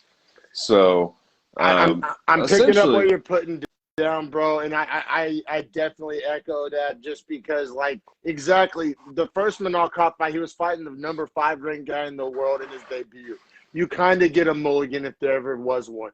But I was like, oh, dope, we get to watch him against a guy, you know, in his same ballpark, you know, or, you know, that's – I was really looking forward to watching him, you know, not be just against the 5th ranked guy in the world. You know what I mean? I was right, really yeah, someone that's considered to be a pure killer. Yeah, exactly. I was really looking forward to that for sure. And have you already introduced the odds and all that? Yeah. So we're pretty much right on the edge of the breakdown of the first round. So how'd you see the first round? Man, round 1, I gave it 10-9 Nicolau. The takedowns, the ground and pound. Cop was pretty inactive in round 1, which I hated to see because that was the story. It was Pantoja that he fought last, right? And that was the story of the Pantoja fight, was Cop's inactivity. And it's a tease, right? It's a strip tease because whenever he throws, it's so explosive and lightning quick and actually seems to do a little damage when he lands. And you know, it's just like, just do it more. Just do it. It's working. Right. Just fucking let it go. And he just – and, I mean, I know me sitting on the outside, you know, it's obviously easier said than done. And you know, every time you throw, you technically like have to risk your chin in order to throw. That's how the sport works. And you know, it's the bright light, whatever you want to call it. But I mean, he's fought in Ryzen. He's fought all over the world. He's fought in big promotions. I mean, been a champion. I kind of don't want to hear the bright light stuff. I mean, he's well credentialed coming in. I mean, I know it's different, but there's no fans in the building. He's been a champion. Like, what excuses does he hold? And it's like, it's one of those things, it looked so similar to how he looked against Pantoja. It's like this whole storyline of the quick turnaround and, oh, I'm going to show you that that's not how I fight, and that the hype is real. And that's what also people got to realize is Cop was hype. Like, Dana White was co-signing him. I mean, they were trying to tell us how great this guy was, and then he just comes out and gives us 2 fucking snoozers in a row.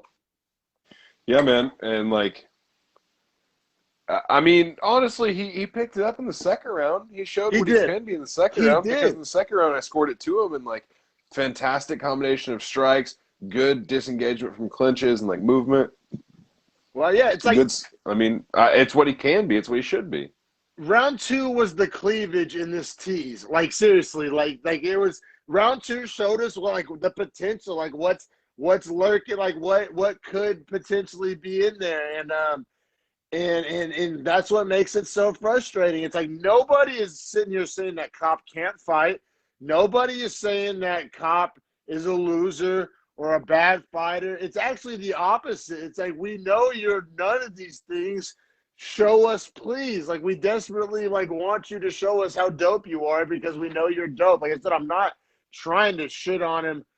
It's like the opposite. It's like just too much is given, much is expected, you know? Like, he has all the talent in the world. And it's actually like athletes talk about it all the time, how like pressure is privilege. Like, you know, nobody expects shit from the whack guys.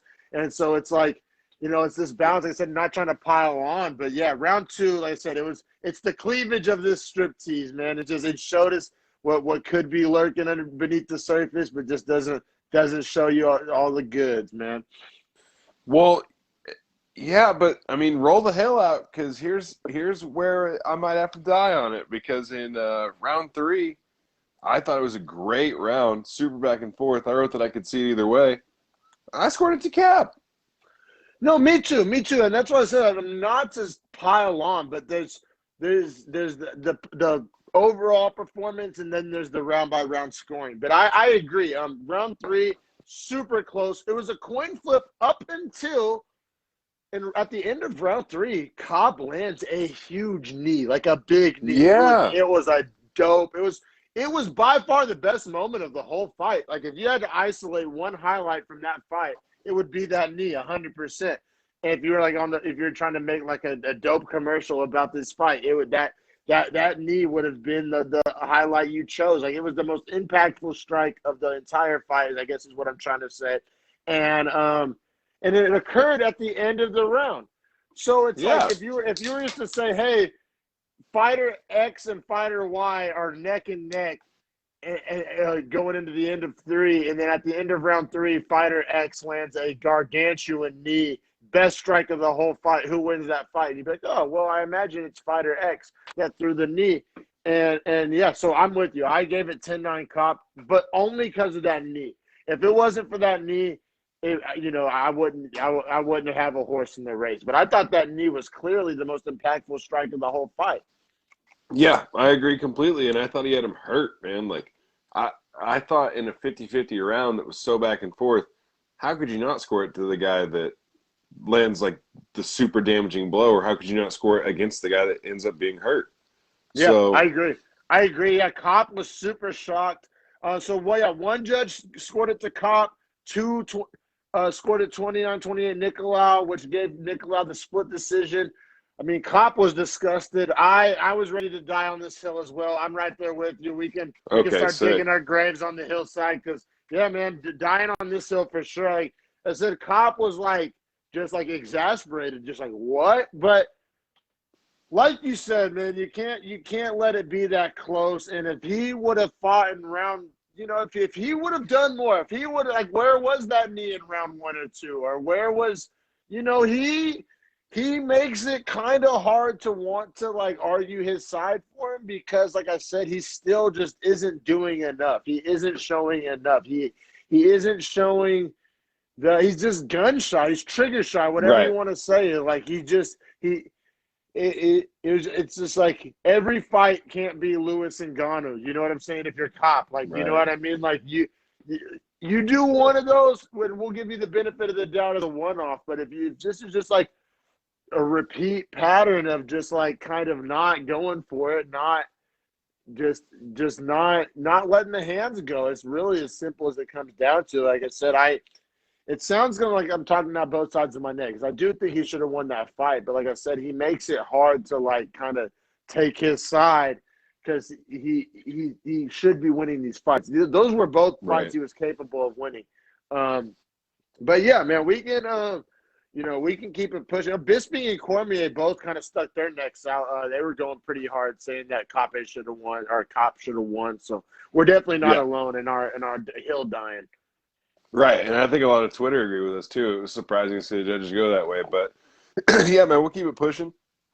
10 pounds up in the men's division, bantamweight.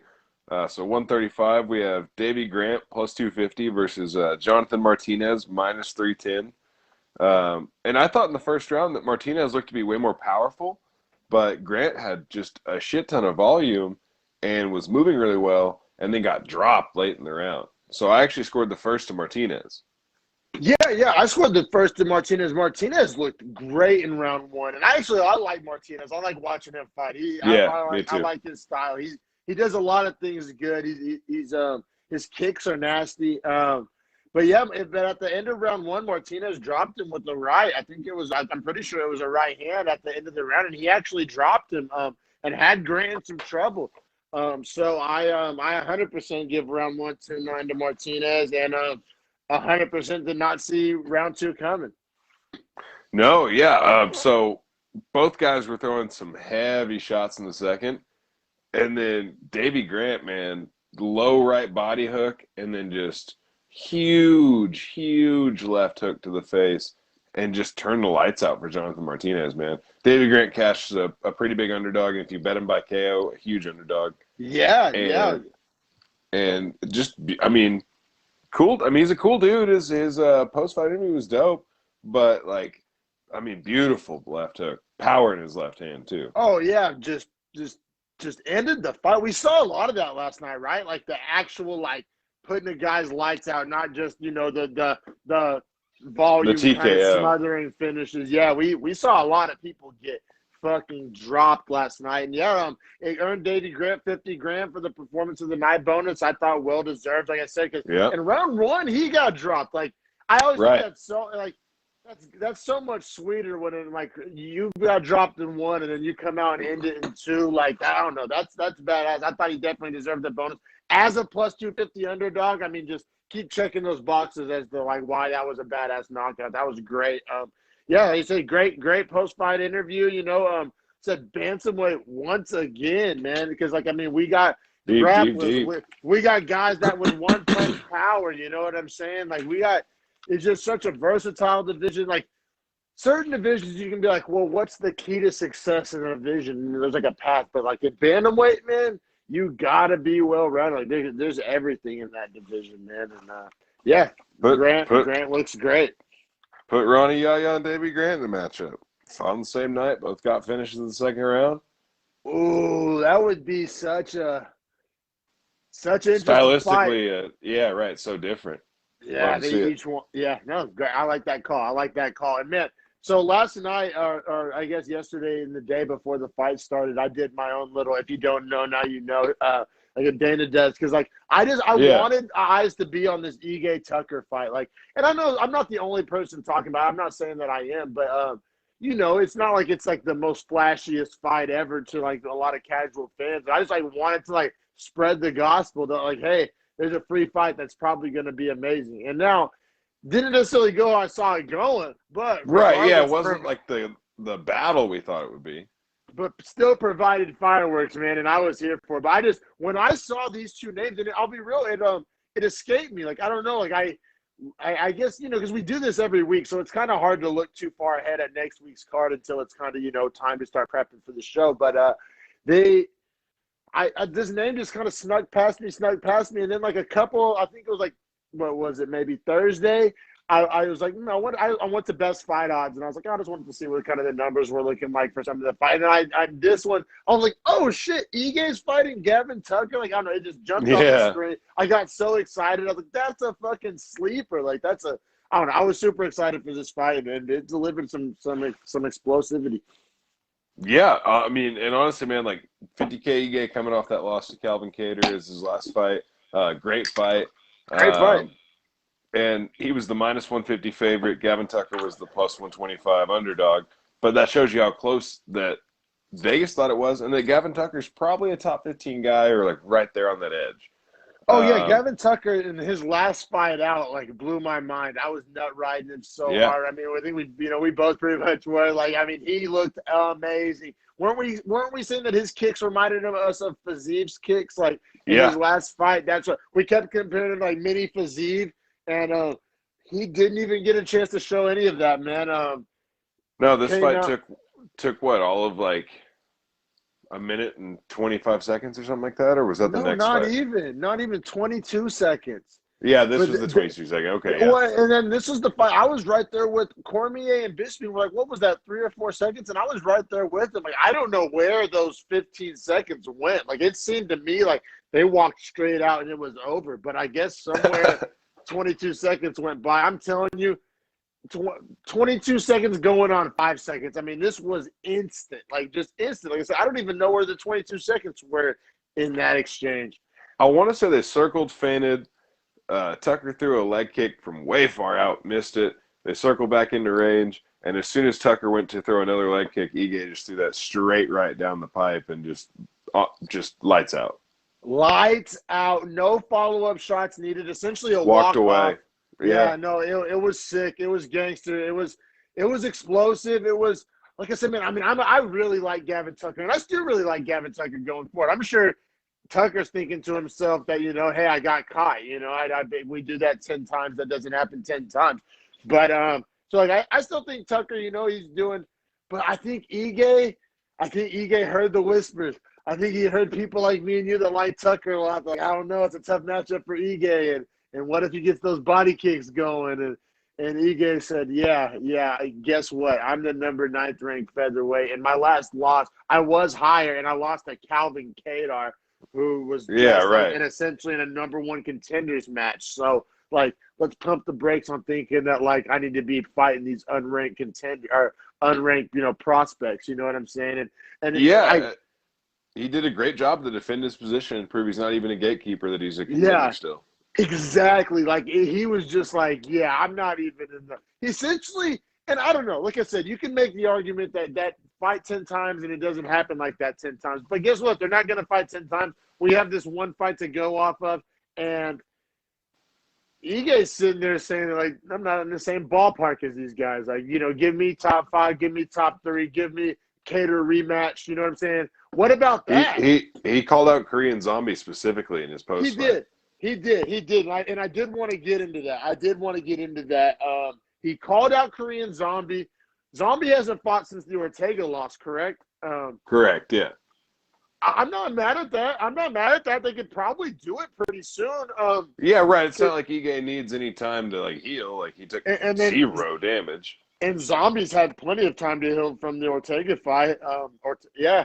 I actually really like that. I think it's a good fight. I do. For both guys. I think it's a good fight for Korean Zombie because Korean Zombie could potentially do to Ige what Ige did to Gavin Tucker as far as, like, pump your brakes. Like I'm still up here. You know what I'm saying? Right. I'm not saying that's my prediction. I'm just saying, like, if I'm Korean Zombie, like, that's his opportunity to do to Ige what Ige did to Gavin Tucker. Like there's a distance between us. Like, that's because, like I said, I don't know. I think it's so easy to have recency bias, and Ortega put on a fucking clinic against Korean Zombie. But I mean, like I said, Korean Zombie, Dan Ige, I think it's a lot of fun. I'm all for it. Who do you think's favored in that? You think Ige's favored coming off that flashy knockout and Zombie coming off a loss?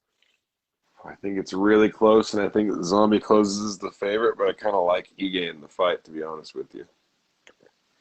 Yeah, because he kind of got a. We know this for a fact. You're not putting out Zombie with one punch, right? So, like, we kind of like, you can't factor this fight into thinking that's how that fight. You kind of, like, when comparing it to Zombie, you kind of got to take this one out as a one-off. You know what I mean? And if that's a main event fight night versus a 3-round, it's going to make a difference too. So yeah, Zombie has much more 5-round experience for sure, because he even went 5 with Ortega, even though Ortega whooped his ass for all 5, right? Yeah.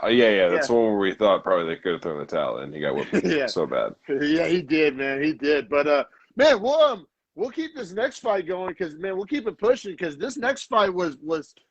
I'll be real. I didn't necessarily see this outcome coming. Maybe I should have. I didn't either. Vegas had it close.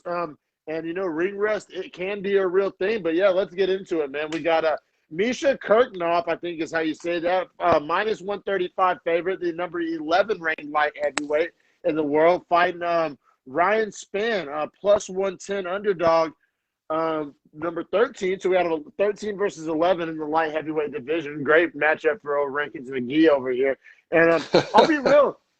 Ryan Spann is one of those guys where I don't remember his name, but I remember his face and i.e. his braids. Like, whenever I first saw Ryan Spann, when I was, like, looking on paper and on best fight odds and stuff, like, I was like, Ryan Spann. But then the minute I saw the guy, I was like, the big brother with the cornrows. Word, I know Ryan Spann. So, whenever I saw it, I was like, oh, that's who's fighting. Word, I'm down to watch this. Like, I don't know. Call me a casual if you want. Ryan Spann, the name and face just weren't meshing up in my brain leading up to this. Whenever I saw who it was, I was like, oh, yeah, this is going to be a banger. Oh, I don't blame you. I think that's the Ryan Spann effect. I mean, we'll break down the fight, but his post-fight interview, he's just not a likable guy, I don't feel like. Not a memorable guy, that at least, you know what I mean? But, yeah, man, so taking place at the 205 light heavyweight division. And like I said, I think Kirknoff hadn't fought in like 18 months or something, dealing with some injuries. I think he had a surgery or something. So, the whole ring rust debate is alive and well. And we got, especially on this card with Leon Edwards, this was like the ring rust card. You know what I'm saying? So Yeah, we got Kurtnoff hasn't fought in a while. Span, he's fought since we've done Beefy Boys, so it hasn't been that long for him. But Right. man, Span came out and another first round TKO, man. We got some explosive finishes last night, man. Span Yeah, has the main card was packed up. Span had good power, good striking too. yeah, Span, man. He's just explosive. He's such a big guy, man. He's 6'5". He looks like essentially like an NFL defensive end or like a small forward. I mean, he's an athletic body. I mean, he's a big guy. He's a big light heavyweight. Now, granted, he moves like a big light heavyweight. He's not the most fleet of foot guy. Like, he looks like one of those guys that's like a heavyweight that cut down to 205. Like, that's kind of how he moves. But I mean, not so far though. I mean, he's obviously athletic enough. Like, I mean, he's not like a stiff in there or anything. But I mean, he's not the most fleet of foot light heavyweight. You know. He's obviously really smart in there too, man, because he dropped Serkinov with that straight right, and then actually let him back up and finished him within the left hook. That's right. Serkinov was kind of like, come down to the ground when he got dropped, and he was like, nope, come up, and they stood up, and then he put him out again. Yeah, no, just bombing that left hand to finish him off. So he actually cashes as the plus 110 underdog. They said look good. So he called for the winner of the Smith-Crute fight. I think Smith's at 6 and Crute's at 12. I also have 8 through 12 written down because I don't think, because if Smith wins that fight, which I think he probably will, maybe, I don't know. Smith doesn't deserve to fight Span if he wins. That's what I'm saying. So I don't necessarily love the call out. And if Crute wins, well, his eyes are set. If Crute just beats 6, why would he fight like? Yeah, it's a dumb call out. I didn't like the call out. So I have 8 through 12 written down. Like I said, not that I'm like super interested in the trajectory of Ryan Span, but I feel like I'm not saying he's a factor as far as the top end of the division, but he's going to be one of these guys that like somebody's going to have to like stop his ascent. Like somebody's going to have to like draw the line between him and everybody else, you know what I'm saying? And so I feel like it becomes relevant in the middle of this light heavyweight division. All right, so at 8, we got Ozdemir. At 9, we got Krylov. At 10, we got Johnny Walker. At 11, we had Kurtnoff, who we just beat. And then we have 12, we have Crute, who's already matched up with Smith. So, I mean, you like any of those? Probably Krylov. Probably Krylov. I think I like – it's not that I like the Johnny Walker fight. The rematch? No, that is too early for a rematch. You're right. I think you know what it is. I'm being a hater right now. I'm not a big Johnny Walker guy, and I think I don't know. It kind of doesn't sit the right way with me with Johnny Walker being the 10th ranked light heavyweight. Like the Johnny Walker, like if I just say the name Johnny Walker, do you think like, oh, that guy's top 10? Like, I mean, I don't know. I think Scotch. When you say Johnny Walker. I feel you, man. I feel you. I think the Krylov matchup is probably the way to go. I mean, yeah, either way, man. Span is just he's like one of those when you're going on a lot of seasons on your dynasty mode and like the computer's just like generating guys and they're kind of just like bland. Like, that's what he reminds me of. But yeah, we'll keep it pushing. Like I said, we'll see if he can be a factor in that light heavyweight division. I mean, he has that one punch power that on any given night, could swing it his way. But that's really wild. They made that fight the co-main. I guess they probably expected it to be an ass whooping, but it's like they it's almost McGee. Well, no, I'm just saying like star power McGee. I think Angela Hill is more like, I mean, she's headlined events before, and now we're putting Kurtnoff, Span in the co-main. I don't know. I thought that was two a ranked little high. fighters. Like, there's only 2 fights with 2 ranked fighters. Oh, Ige, I thought was more like. I thought that was a little weird, but whatever. I'm not going to split those hairs. But let's get to this main event because there's plenty to get to.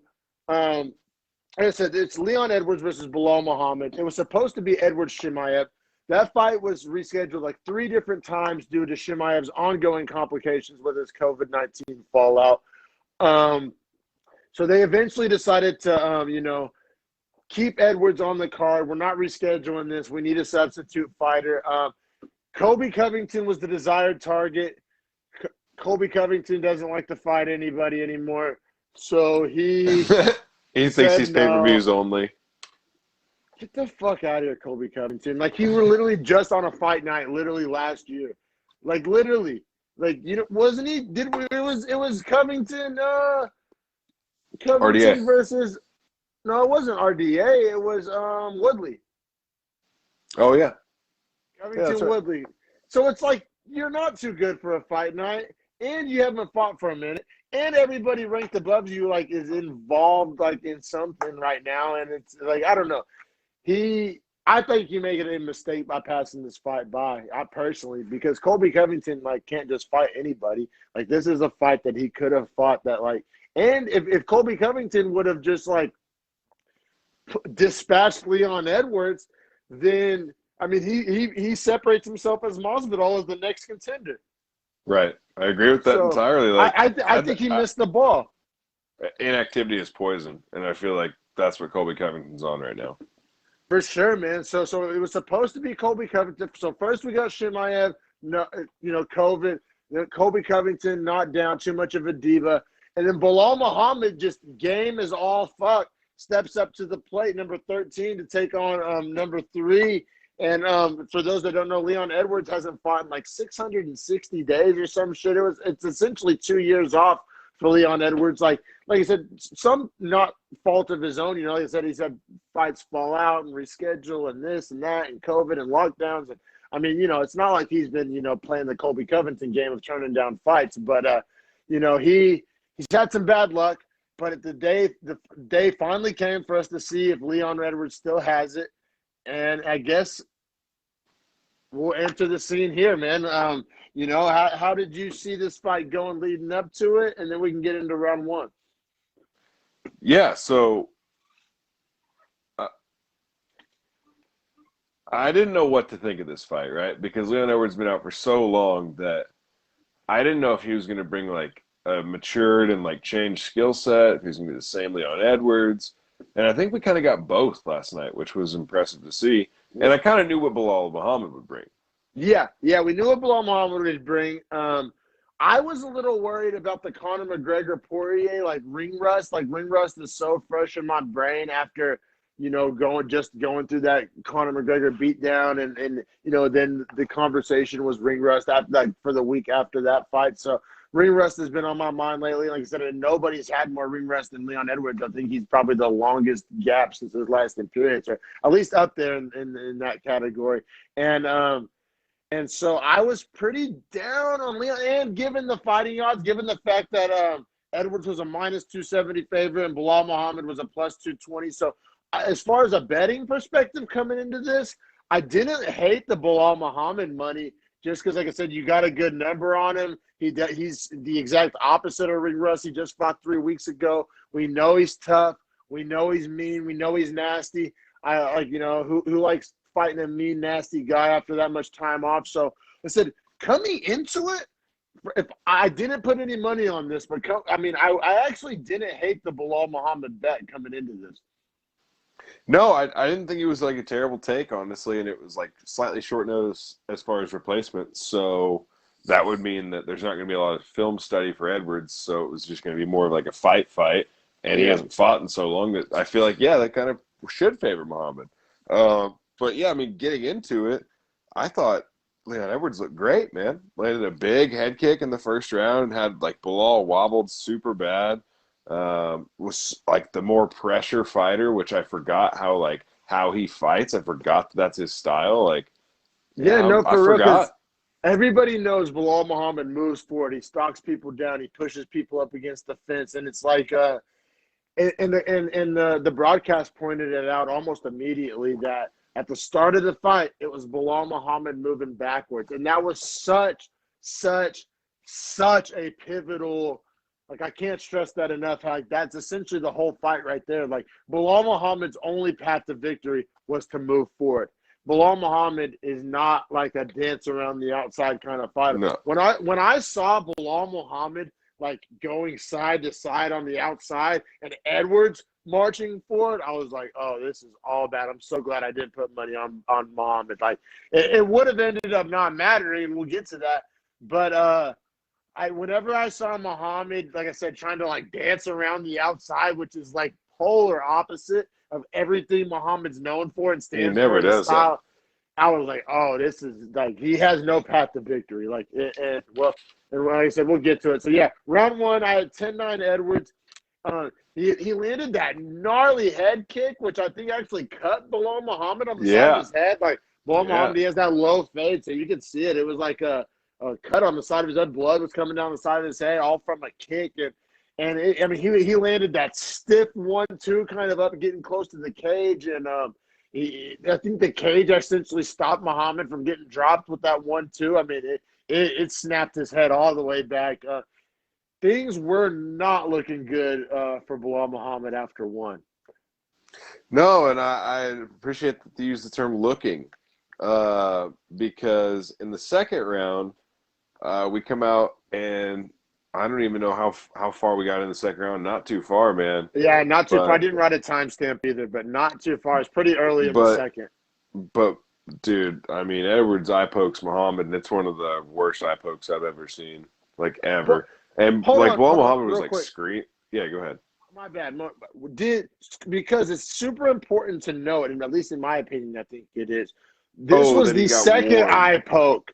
Did the first eye poke take place in 2, or was that in the first round as well? It was in the first round, and then he warned him at the end of the round because Muhammad like got poked and then like kind of just like blinked it, and then they went back to it. And then at the end of the round, he was like, hey, like you can do this with your hand. You can't do this. Yeah. Like, none of this. You can do this. And that's exactly how he poked him in the eye. Was like he was like trying to feint a punch and literally threw his hand out like that to throw a punch behind it. It's like, bro, what are you doing? Like you're literally like throwing that at his face.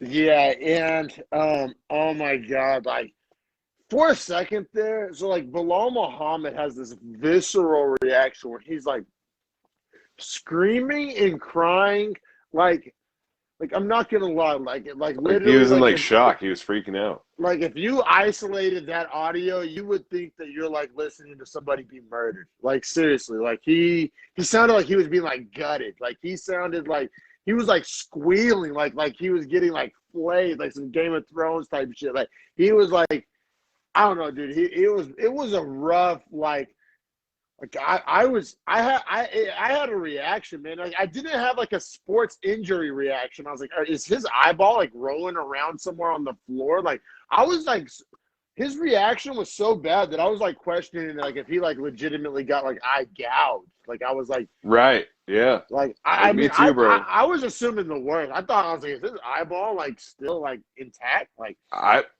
when they started bleeding from his eye, and I was like, oh God, and like. They were asking if he could see. He was like, I can't see anything. And I was like, oh, dude, I hope he doesn't, like, lose his fucking vision. But, like, I checked up on that on Instagram, and apparently, like, 3-4 hours after the fight, he started to have, like, a good amount of his vision back. And it was, like, the cut was actually on his lower eyelid and not actually on his eyeball. So yeah, so did you see that, like, super zoomed in, like, screenshot picture? So, like, what happened was, it wasn't so, I mean, it was an eye poke, but like, as far as like actually understand like what actually Muhammad went through, what happened was, so there was the initial eye poke and it was deep in there. It was so deep that actually on the way out of the eye, his like nail or finger like caught the like under eyelid. Like when most people think eyelid, they think the top eyelid, but there's this obviously little under eyelid part too. And it like, his finger was like, all the way inside the eyelid, like the under eyelid, and all the way like pulled out, like extended, like he like essentially like fish hooked the lower eyelid, essentially is what took place. And yeah, it was terrible. Which that's brutal, man. And but like I had to separate myself because like part of me was just so like appalled and caught up in the moment, like what the fuck did I just watch? And then part of me, I'm not going to lie, call me a selfish prick or whatever, just the fan in me was like, God damn, how anticlimactic was that? And Yeah, I know. for I the felt bad second for him, but it time, fucking sucked.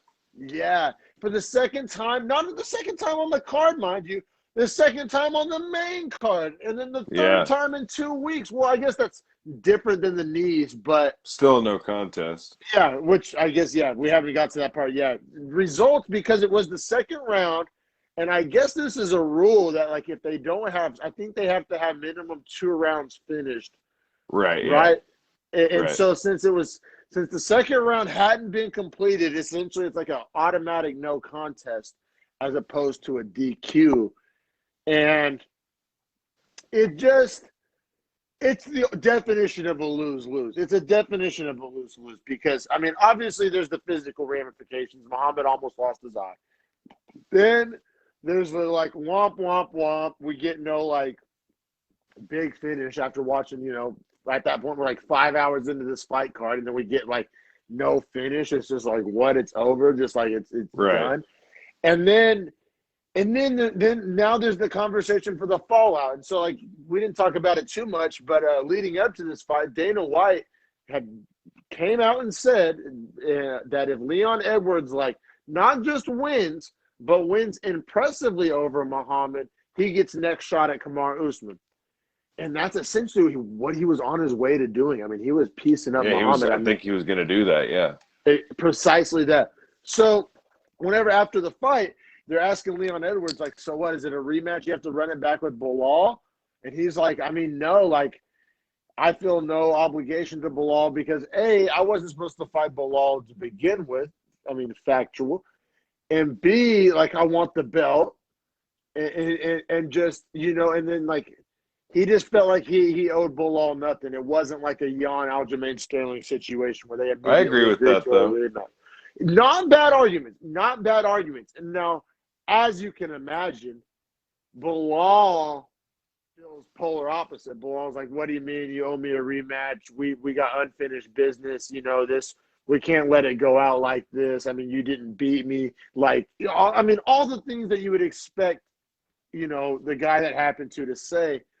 I guess I got to say, you're Mick Maynard, you're Dana White for the day tomorrow. How do you interpret what transpired? And are you in favor for the rematch, yay or nay? Because I honestly understand kind of both positions. I don't think I'd do a rematch of it. I think, like, it sucks for both guys, and I feel bad for Bilal, but he needs to be fighting someone that's probably back closer to, like, 7 through 9, 7 through 10. And Leon Edwards needs to be fighting Colby Covington or someone in the top 5. Like, this matchup was only because you stepped up and, like, were a late replacement. So it's a no contest. Cool. Let's just act like it didn't happen. And, like, maybe later. And, like, it's good for down the line, too, because let's say Leon Edwards does dethrone Kamaru Usman. And then let's just say in 2.5, whatever, however long you want to say it is. Whatever. And then Bilal Muhammad eventually gets a shot at the belt. Well, they have a story there. Yeah, for sure. I'm not mad at that. Who I haven't heard anybody else say this, and I think it sounds amazing after watching what I watched last night. Nobody's talking about this, and I don't even know if anybody would be down for it. I like the idea of Edwards Wonder Boy. Ooh, I like that fight. That'd be super fun. Super fun. On the feet, that would be sick. And I mean, and then if Edwards wants to try to take it to the ground, Wonder Boy's faced way better wrestlers than Edwards and so I think that's. And Wonder Boy's a counter striker too. So if Edwards wants to pressure, that's gonna be trouble. Yeah, and Wonder Boy's top 5, and he's essentially wanting to fight. I think he's healing up from a little injury, but I think he wants to get in there soon. I know he's not scheduled for an opponent. We all know Colby won't fight anybody. I guess the other option would be to do maybe Edwards Burns. I mean, he'd probably have to wait a few months. Yeah. But I mean, that fight doesn't suck. I mean, that's a pretty fun It'd be a fun fight. It'd be a fun fight, yeah. Very, very different body types, different skill sets. I mean, that's different personalities. I don't hate I don't hate the Covington fight either. I just I'm not going to hold I my love breath the for it. Covington fight. I'm But not waiting yeah, for it because Covington's an asshole. there's what I want to happen and what I actually think will happen or could happen, and I just don't like including Covington's name in that kind of sentence. I mean, you can imagine him. I mean, I don't think Masvidal's probably a bigger diva than Covington if we're talking about being game to fight people. And lately, I know it was different back in the day, but I mean, lately it seems like Masvidal and Colby both said they're not fighting anyone but Usman, and they won't fight each other. It's just like this shit show that's holding up the whole division. But yeah, I don't hate Edwards Wonder Boy. I mean, I don't hate Edwards Usman either. I think Usman's too strong. I think Usman's just too physical. I mean, they've already fought once, and it was a really good fight. Yeah, but I it was think a you're really right. long time ago, I think Usman won because he was stronger then, and I think that still remains true to right now. And I think maybe his skill set, man, seeing him after he went out to work with Trevor Whitman, he's sick, man. Like Kamaru Usman is so good, man, so good. And then as far as what's next for Muhammad, I guess I got something a little spicy for you. Tell me what you think. Feel free to swat it away. I mean, who knows when it'll be next? I think he's starting to call people out again and stuff. What if we do Muhammad Chimaev?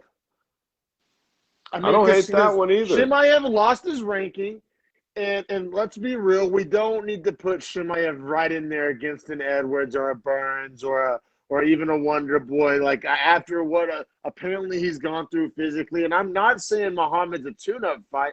But I also don't think you can throw him a tuna can either. He's a dangerous guy. I don't know. Like Muhammad definitely could defend himself. We don't know if Chimaev's going to be the same guy after all this. I like that fight a lot. Chimaev was supposed to fight Edwards.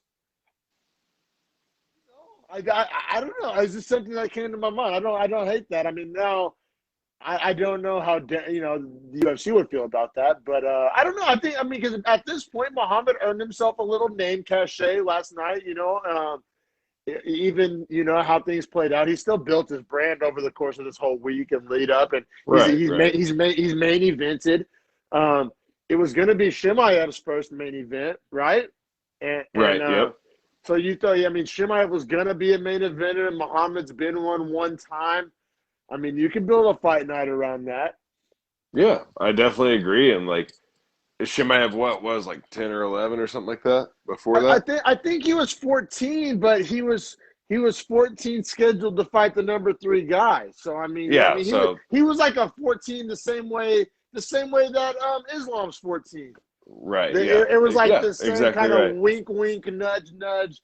We're 14 because we don't want to give it to you too fast, but he's a lot better than the guy that's ranked 13. You know what I'm saying? Oh yeah. Yeah, no, I love that fight, honestly, man. I think Muhammad Chimaev is a great matchup to make. I think that's a super fun matchup, and kind of gets to the point of who deserves to be in that top 10, out of those guys. Kind of starts drawing those lines. For sure, man. Next week we got our boy Trailblazer Holland taking on. Yeah, I can't wait. I love Holland in that fight. I imagine he'll be a sizable favorite, but I mean, I think he pieces up Brunson, right? I mean, I bet Kevin Holland's minus 210. That's my guess. I think that sounds about right. I'll be funny to see what that's looking like. But yeah, man, there's some other ranked fighters fighting on that card. Just slipped my mind, but looking forward to it. We'll be back next Sunday with Beefy Boys breaking down that Kevin Holland Brunson card. And you can subscribe if you like video podcasts. You can find us on YouTube, Beefy Boys Breakdown. Smash that subscribe button, like some videos, share some videos. We got hot, fresh off the clips, fresh off the presses, Beefy Boy clips coming to you. I'm getting back on the horse on those clips, so keep an eye out for those. Fresh off those hot coffee clips, huh? Oh, yeah, man. Yeah, if you want to see me die drinking coffee, go watch that clip's been recently uploaded. And then if you prefer audio podcasts, you don't want to look at these mugs, that's totally fine. Everywhere you get your audio podcast, that's Apple Podcasts, that's Spotify, that's Podbean. I mean, anywhere you like to get your audio podcast, we're most likely there. And if not, we can DM us. We can get you a link where you can get that audio podcast. And yeah, man, I really appreciate you. This was a fun card, kind of anticlimactic, but we still got to I'm so glad we got all those badass finishes to it kind of made the stink of the the no contest kind of. It was some perfume over that giant shit. I agree with that. But sure, yeah, man, thanks for your time this week. I can't wait for next week. It's gonna be a sick card. Like you said, Kevin Holland, Trailblazer. We're huge fans of the Beefy Boys. Yeah. So yeah, for sure, man. Looking forward to it. You have a great rest of your weekend, brother. Yes, sir. You too. I appreciate it.